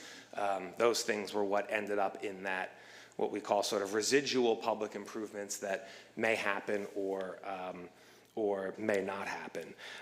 In terms of additional funding, I think it's important to note that while we're reducing the bond authorization by $12 million, right, because we're comfortable with that, if you take the $45 million that will still be authorized, together with the $4.7 million redeveloper contribution, and together with the 1/2 of the sale proceeds of the north-south zone, which go towards public improvements, right, about $5.55 million, the other $5.55 million goes to the budget for whatever use or uses you all decide at that time.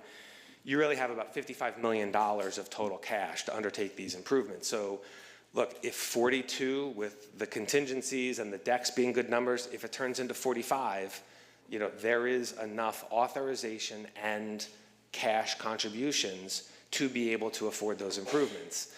Now, all of that said, it's important to go back and remember this bond sufficiency test that we have, which basically says we cannot issue bonds unless the first year of pilots stabilized is at least 80% of the bond debt service. So we can't, even though we, in theory, could generate $55 million of bonds, if the pilots aren't there, to Ms. Bonacci's point that we've projected and they're not there yet, we can't actually issue all of those bonds. There is a safeguard to make sure that we can't let debt service get ahead of pilot revenues. So there, I would submit that 55 million is a pretty good rounding number on $42 million worth of public improvements, especially when the decks are 75% of that, 70% if you add soft costs. And that's a solid number standing here today for sure. And yet we can't get ahead of ourselves because of the pilot sufficiency test.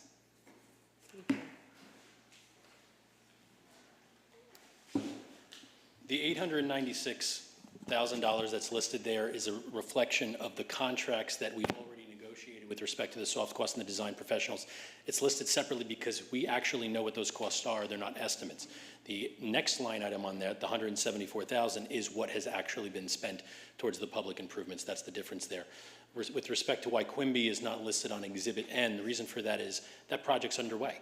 We have already talked about it, and I know at the last conference session, Mr. Gildea gave an update on the bidding for that. That project's underway and certainly is not going to be part of this project, and that's why it's not listed there in Exhibit N. I think that covers all the, oh, and about some of the other comments with respect to we don't know if there's Belgian block, we don't know. A lot of those comments that were made are great questions if we were asking you to consider a vote on the GMP contract, on the construction contract eventually when it's being developed. Yes, those details you need at that time. This is not that time. We are going to get all those details ironed out and fleshed out and presented to this council to the penny of what that GMP is going to be before you vote on that. Thank you. Thank you. I'm sorry, that is so wrong. You have to have contract. I'm sorry, excuse You me. have to have contract Ms. documents Bonacci, before you do a GMP. Ms. Bonacci, I'm sorry, yes.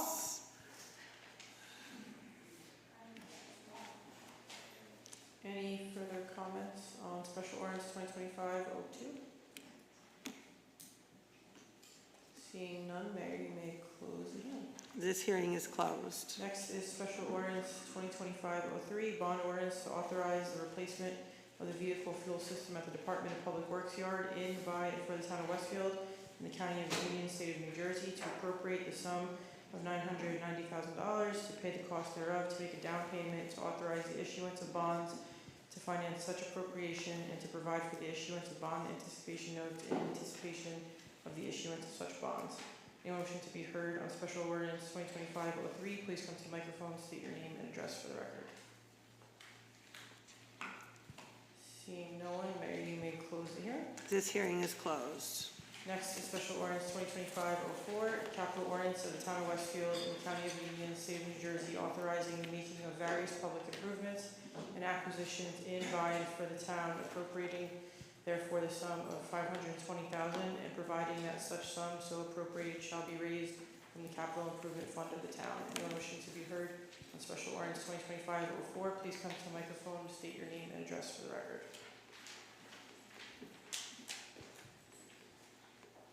Seeing no one, Mayor, you may close the hearing. This hearing is closed. Councilman Hapgood, please move for the adoption of these ordinances. Thank you, Mayor.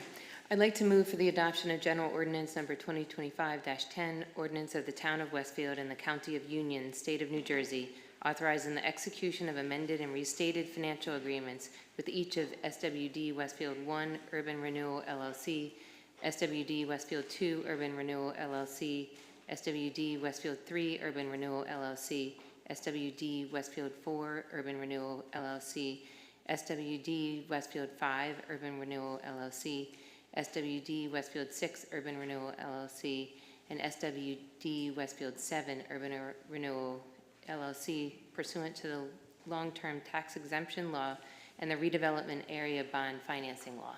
May I have a second? Second by Councilman Contract. Any discussion? Yeah, I'd like to say something. So I know I voted yes 2 weeks ago for this ordinance. Once the RDA was passed, I felt at that time it was reasonable to, at first reading, to vote yes for the financial ordinances. However, just discussing with residents and looking at all the information, why was I elected? I cannot give my approval to this. I know it's going to pass, so my vote really doesn't have meaning, but I cannot approve, I'm not going to vote yes to this because I don't think we should be entering into agreement. I have a lot of concerns about Saks Global, Streetworks, even though everybody says financially they're okay, every day there's something else comes out that's concerning.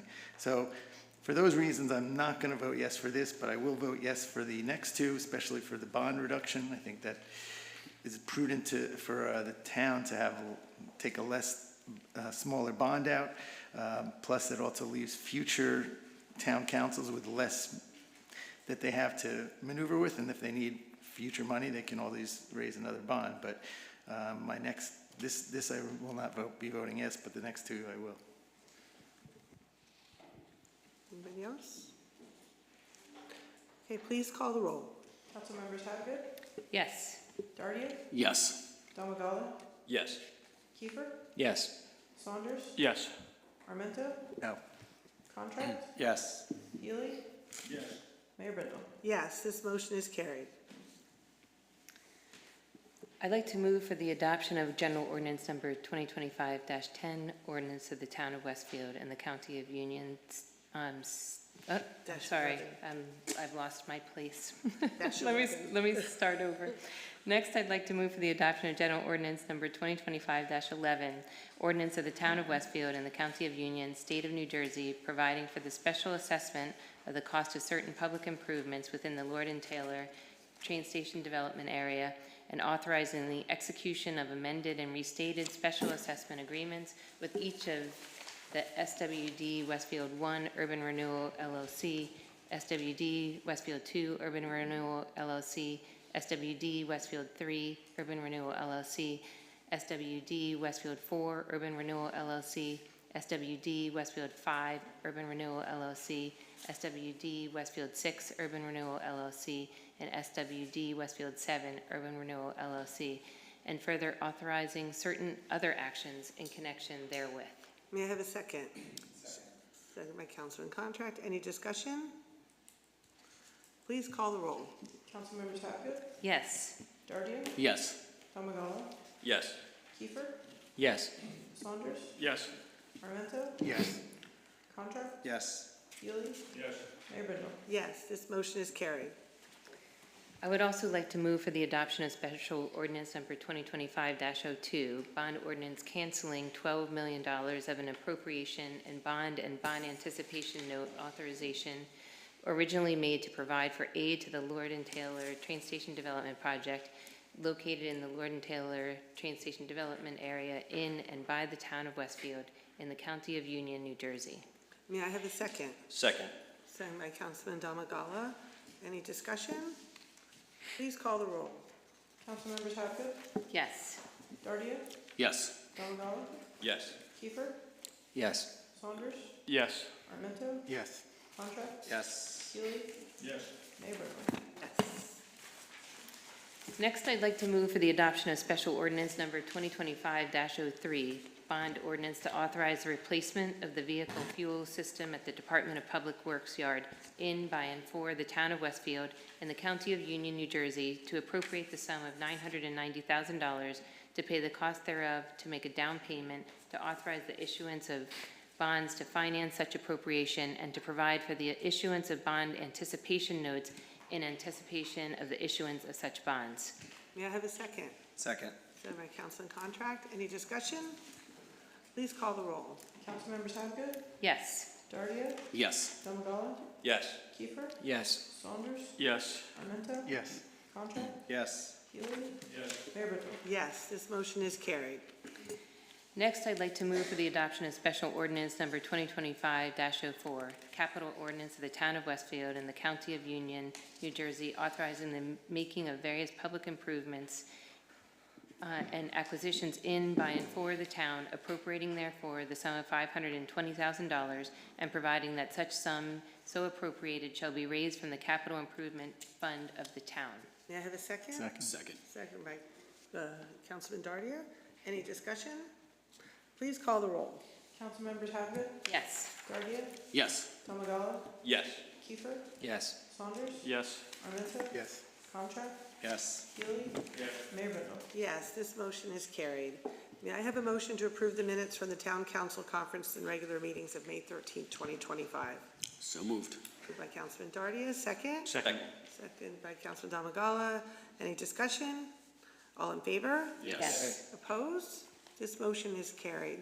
Now it's time for open discussion by citizens. Anyone may come up to the microphone and speak to the council on any subject on which we have jurisdiction. Please state your name and address for the record, and please limit your comment to 5 minutes.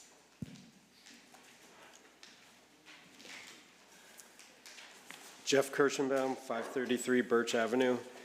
I prepared a statement. I realize this is probably a bit moot now that the vote is passed, thankfully. But in the last 2 council meetings I've attended that discussed One Westfield Place, I heard 2 different statements that really stuck with me after leaving. Back in November, someone asked the question, what are we getting from this redevelopment plan? Then 2 weeks ago, someone stood up and asked, what has happened to the town in the last 4 years? I frankly struggle to understand how so many people still can't see the obvious benefits of a once-in-a-generation downtown redevelopment project. A project that will infuse tens of millions of dollars into much-needed public improvements as well as targeted private and commercial investment. So first, what has happened in the town in the last 4 years? Well, when my family moved to Westfield in September of 2021, we didn't know anything about the One Westfield Place proposal, and we weren't sure if we wanted our business to be located here. Despite all the connections and fond memories that drew me back to town after growing up here, we were reluctant to start our new bakery in Westfield because when we first arrived, many of the storefronts in downtown were empty. If you were looking for commercial property at that time and you saw vacant storefronts or a sleepy downtown, the question was always whether this existed before COVID or because of it. In Westfield, that answer wasn't clear. In addition, the feedback we received from commercial brokers was that Westfield needed a few years to get back on its feet, and other surrounding towns like Milburn, Summit, or Cranford would be better bets to grow our business, and we believed them.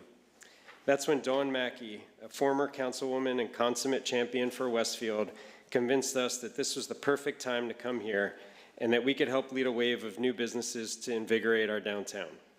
Fast forward to today, our bakery is approaching its 3rd anniversary, and we couldn't be happier with our decision to open in Westfield or more humbled by the overwhelming support we've received from the community. However, even with the town's recent growth and despite this administration's unwavering dedication to prioritizing the success of our small businesses, long-term prosperity is not guaranteed for anyone. With all the new businesses that have opened in the last few years, not everyone will survive. Despite the tremendous support of our residents, there just isn't a big enough daytime population to sustain every local eatery and retail establishment in downtown. By contrast, there are a number of neighboring competitor towns better suited to carry their businesses, and Westfield needs to be proactive in driving traffic if it wants to keep up, let alone thrive. For perspective, I grew up in Fanwood and worked in Westfield during high school at a family-owned business called Robert Treat Delicatessen. The fabled history of Robert Treat and the experience I had there gave me a lasting appreciation of our downtown, as well as unforgettable memories working for a small family business. After high school, I left home, but eventually made it back to Westfield with my wife and 2 young children. Now I'm a resident, parent, and owner of a small family business, and as a result, I'm deeply invested in the future of Westfield. As part of that investment, I volunteered to be on the board of directors of our Downtown Westfield Corp., and then I was elected as chairman in the beginning of 2024. One of the first things I read in the DWC Members Handbook is that a town's business district is also a community center, a place that evokes strong emotions and helps define our identity. Further, a vibrant commercial district employs hundreds, if not thousands of people, is the historic core of the community, and can be a major tourist attraction. But this success doesn't come without significant public and private funding, and it's also not accomplished passively. Rather, there needs to be specific and proactive effort to find, develop, and nurture the type of investment that would make a meaningful impact in a downtown like ours, and in such a relatively short period. This is where new development and public improvements like One Westfield Place comes in. So finally, the other question, what are we getting from this redevelopment plan? In short, we're getting a plan that puts the future success of our town first, one that addresses critical deficiencies in our town's infrastructure and planning in a thoughtful, meaningful, and long-term way. We're getting a plan that tries to replenish the lacking and lost office worker population in order to support and strengthen our downtown's economic health and vibrancy. Perhaps most importantly, we are receiving millions of dollars in private investment that our town's leaders have had a major part in directing to our most needed areas. From my time as DWC chairman, I've gained valuable insight into what is critical to our downtown's success, and One Westfield Place is the most significant step we could take to furthering that shared goal of being a preferred destination where people want to live, work, and visit, a place where our community connects and drives business to the district. In the end, we have the chance to be part of a generational project that will positively change the direction of our town for decades, hopefully allowing our children to live happily and raise their families with the same fondness and nostalgia that we have from growing up here. Thank you. Thank you so much.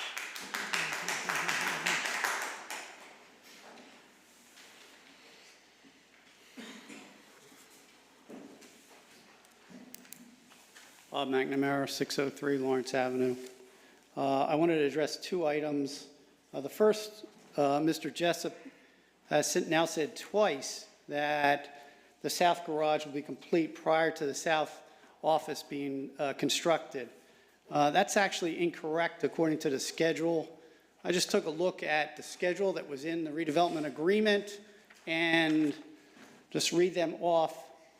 With the start of the south garage construction, we lose 43 commuter spaces there.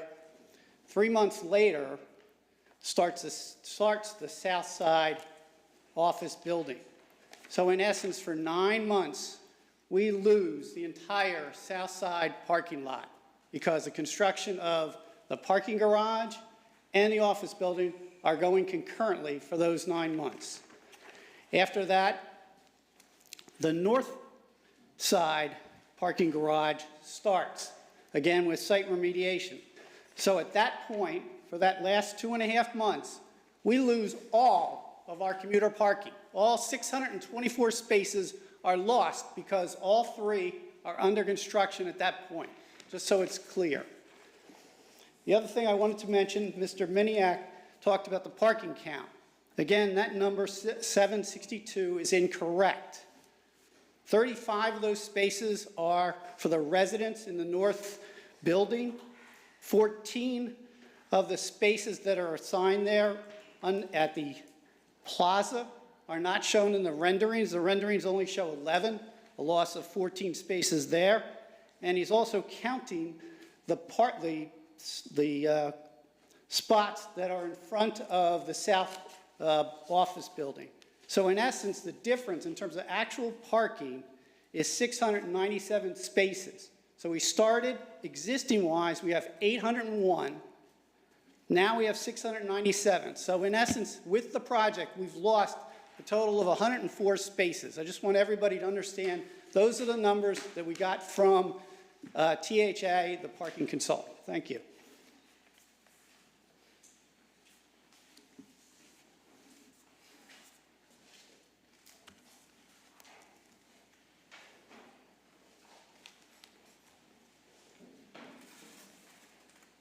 Matt Lipsky, 227 Prospect Street. Before I start, I was a little bit late. Did you guys talk about the Prospect Ferris redevelopment amendment?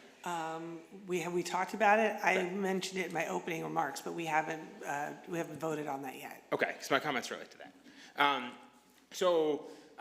From what I understand, and there wasn't a lot of information, the developer is asking to transition ownership of that transition that development plan over to a new developer. Is that correct?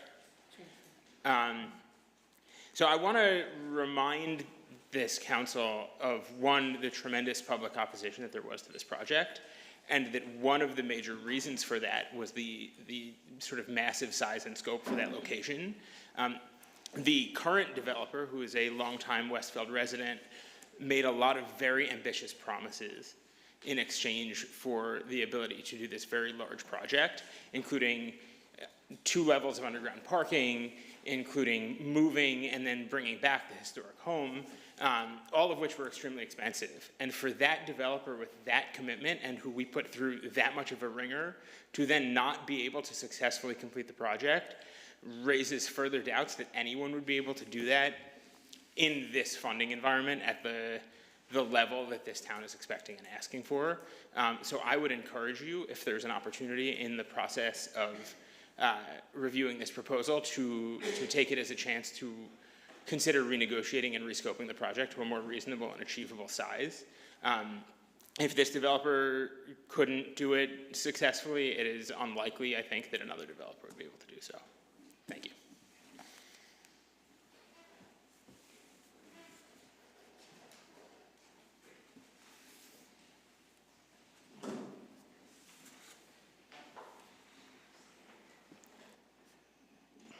Hi, Liz Mahalan, 1029 Hardy Street.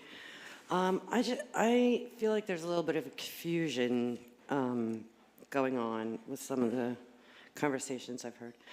My understanding is that when you do a redevelopment project, that is essentially an ordinance, which makes the project itself legally binding document. My understanding is that One Westfield Place already has a legally binding ordinance, and that what you're voting on today is to make it smaller. My understanding that also follows with all redevelopment projects, that they are signed documents and thus ordinances. So if a property does get sold, that new purchaser would be bound to the ordinance and the redevelopment project. It is also my understanding that if the current ordinance that you voted on today does not pass, that One Westfield Place then reverts to the original plan. That would be my understanding because they already have a plan in place. So I just wanted to clarify that because I feel like there's a little misunderstanding that this is something new, or if any redevelopment project gets sold, that the new purchasers don't have to abide by the contract that was signed as part of a redevelopment agreement. And I just wanted to kind of clarify that because my understanding is redevelopment agreement is a legally binding document. So, thank you.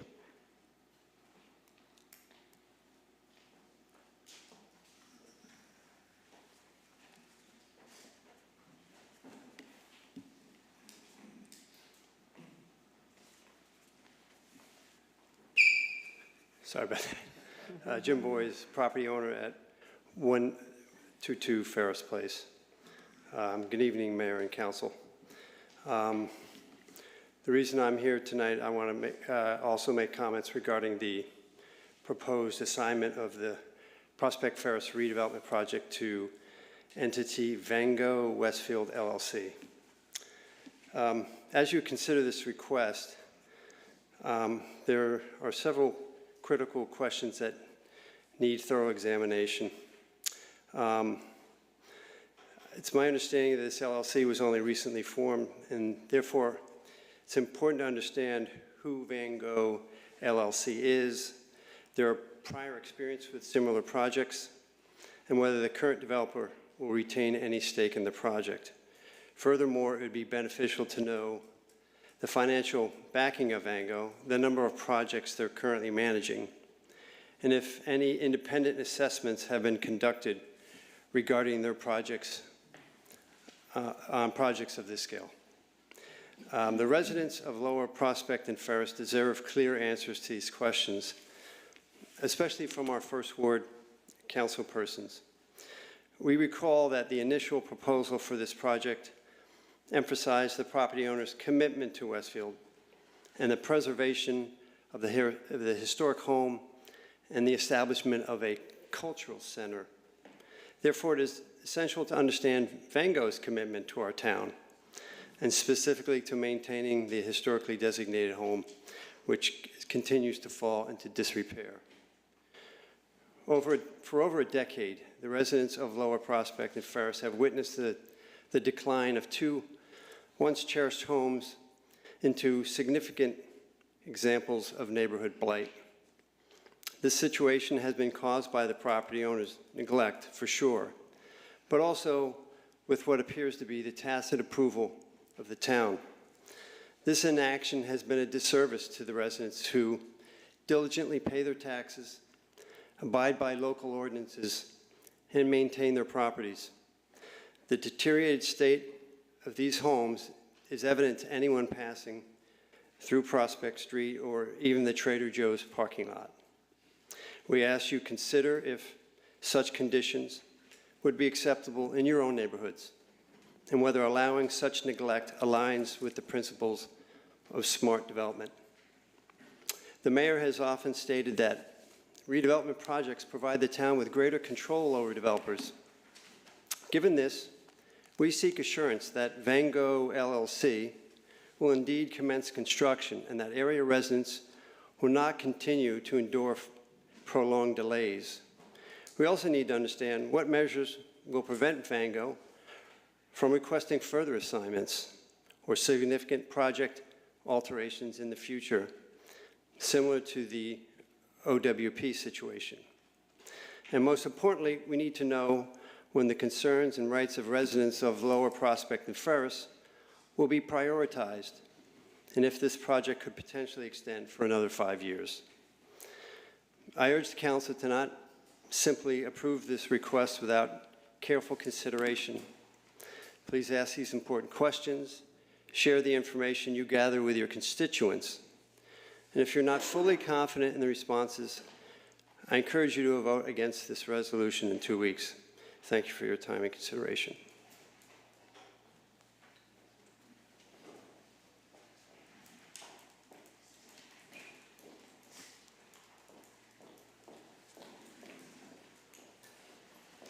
Good evening, Danielle Federico from the law firm Kisa, Shahinian and Giantomasi, appearing on behalf of Van Gogh Westfield LLC. I wasn't going to come up tonight. I did want to make my presence known. I have personally known Van Galemis, who's the sole owner of Van Gogh Westfield LLC, for 11 years. He is a redeveloper and a developer in a number of other towns. I know 2 other towns where he's been designated redeveloper, and I personally worked with him on 2 other redevelopment projects in Rutherford that were of similar size and scope. And honestly, he completed both projects quicker than what he projected in those towns. And I know he's committed to the town, and anyone that has any questions, they could reach out to me. I'll give my card out. And again, we're not proposing any changes to the project. He's committed to the town, and we're happy to be in the town. If you have any questions, we're available. Thank you. Thank you.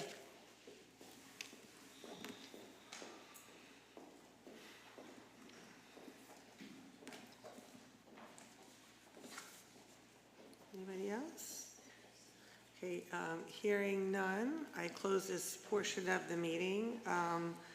I thank you, Jeff Kirschenbaum, for, where did Jeff, was he still? Thank you very much for speaking. Thank you for your leadership on the DWC, and thank you for your commitment and investment in Westfield. Greatly, greatly appreciated. And you serve as an inspiration for many other small business owners that hope to come and stay here. Matt, I don't know if anyone wants to, or Steve, anyone wants to address the sequencing of the parking that Bob mentioned?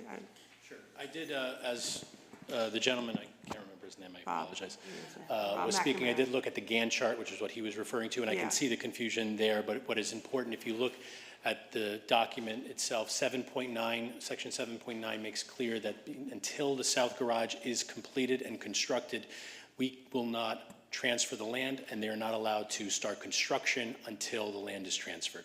So it's clear that the south garage has to be completed before any construction of the office on the south. Thank you. Yep. I don't know about the parking spots. I didn't catch all the specifics, but I'm happy to talk afterwards and see, but those are the numbers that we have. And regarding the Sophia and the Ferris, that actually is a resolution being voted on tonight. I think Mr. Boyce mentioned it in 2 weeks. It's being voted on this evening.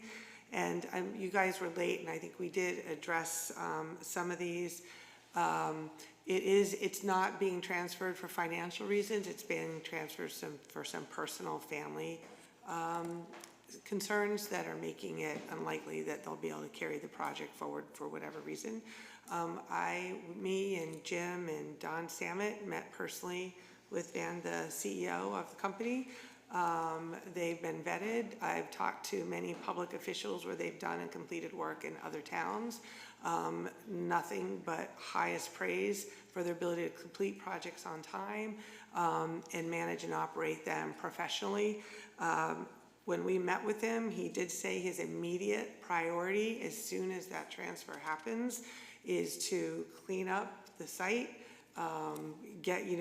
demolish that house that's been neglected, admittedly. I think the neighbors are going to welcome the transfer of this project. And what is different, I think Mr. Boyes mentioned the changes to 1 Westfield Place, a significant difference. This project has already gone through site plan approval. It's done. Like, there is that it has been approved through the planning board as is.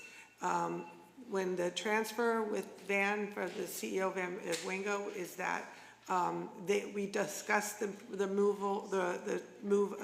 restoration of the house, the historic home, the underground parking. There is absolutely no intent or desire to change the project and build it as is. And that's why you have redevelopment agreements, and the planning board already approved it with the materials as such.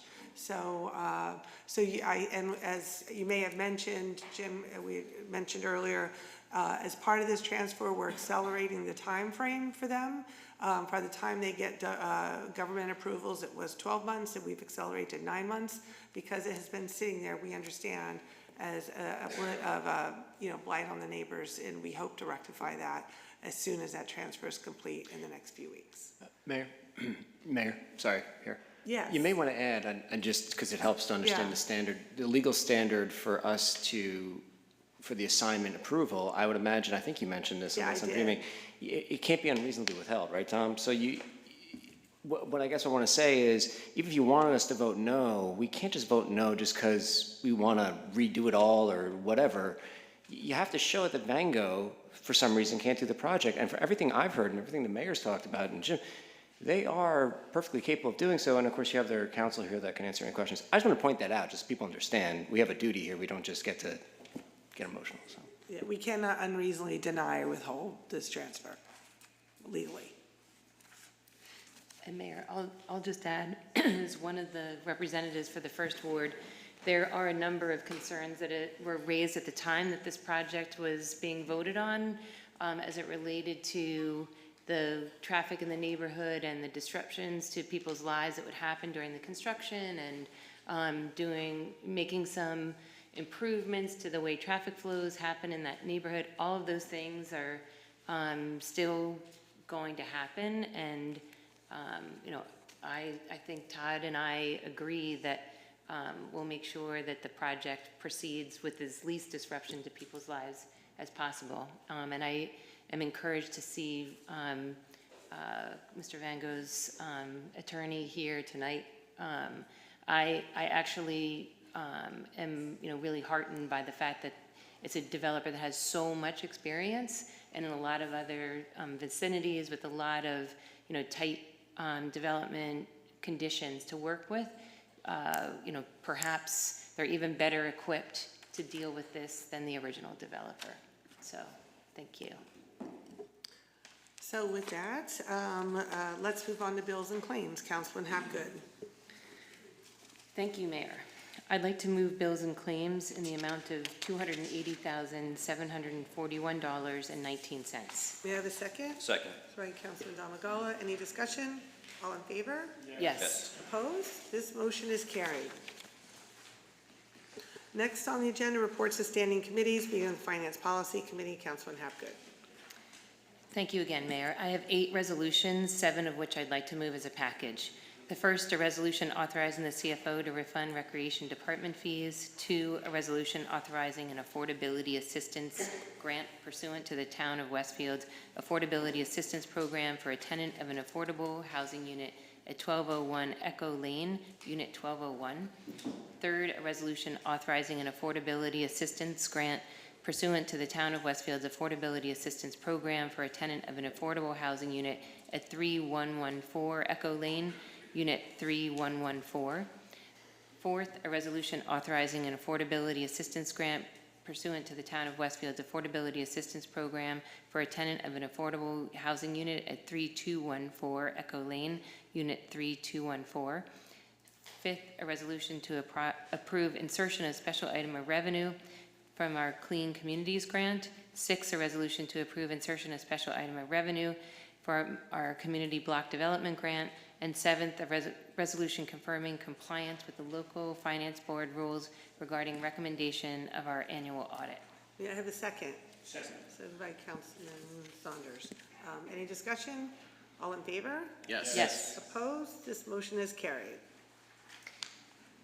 The eighth, a resolution canceling $12 million of the general obligation redevelopment area bonds, the Lord and Taylor Train Station redevelopment project, and authorizing the amended and restated public improvement financing agreement in connection therewith.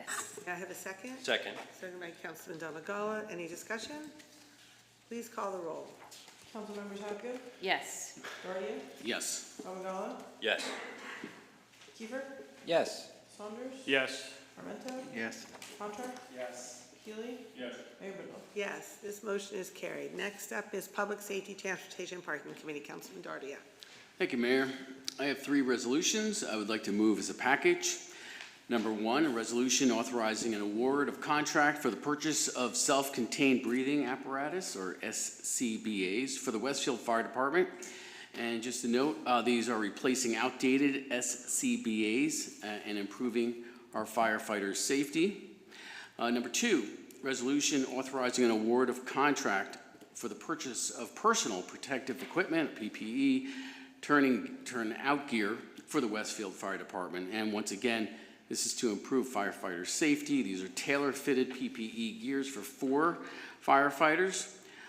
Resolution authorizing an award of contract for the purchase of ballistic helmets for the police department.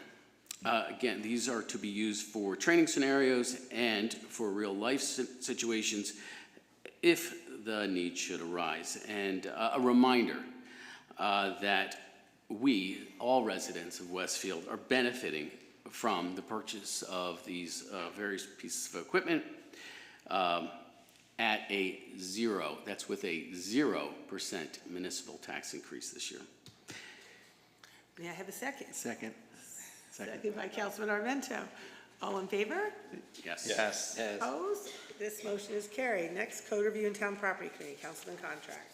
I have 2 resolutions to move separately, but probably not as eloquent as Councilman Dardia, so thank you for that. The first is a resolution to approve children's amusement device license. May I have a second? Second. Seconded by Councilman Saunders. Any discussion? All in favor? Yes. Yes. Opposed?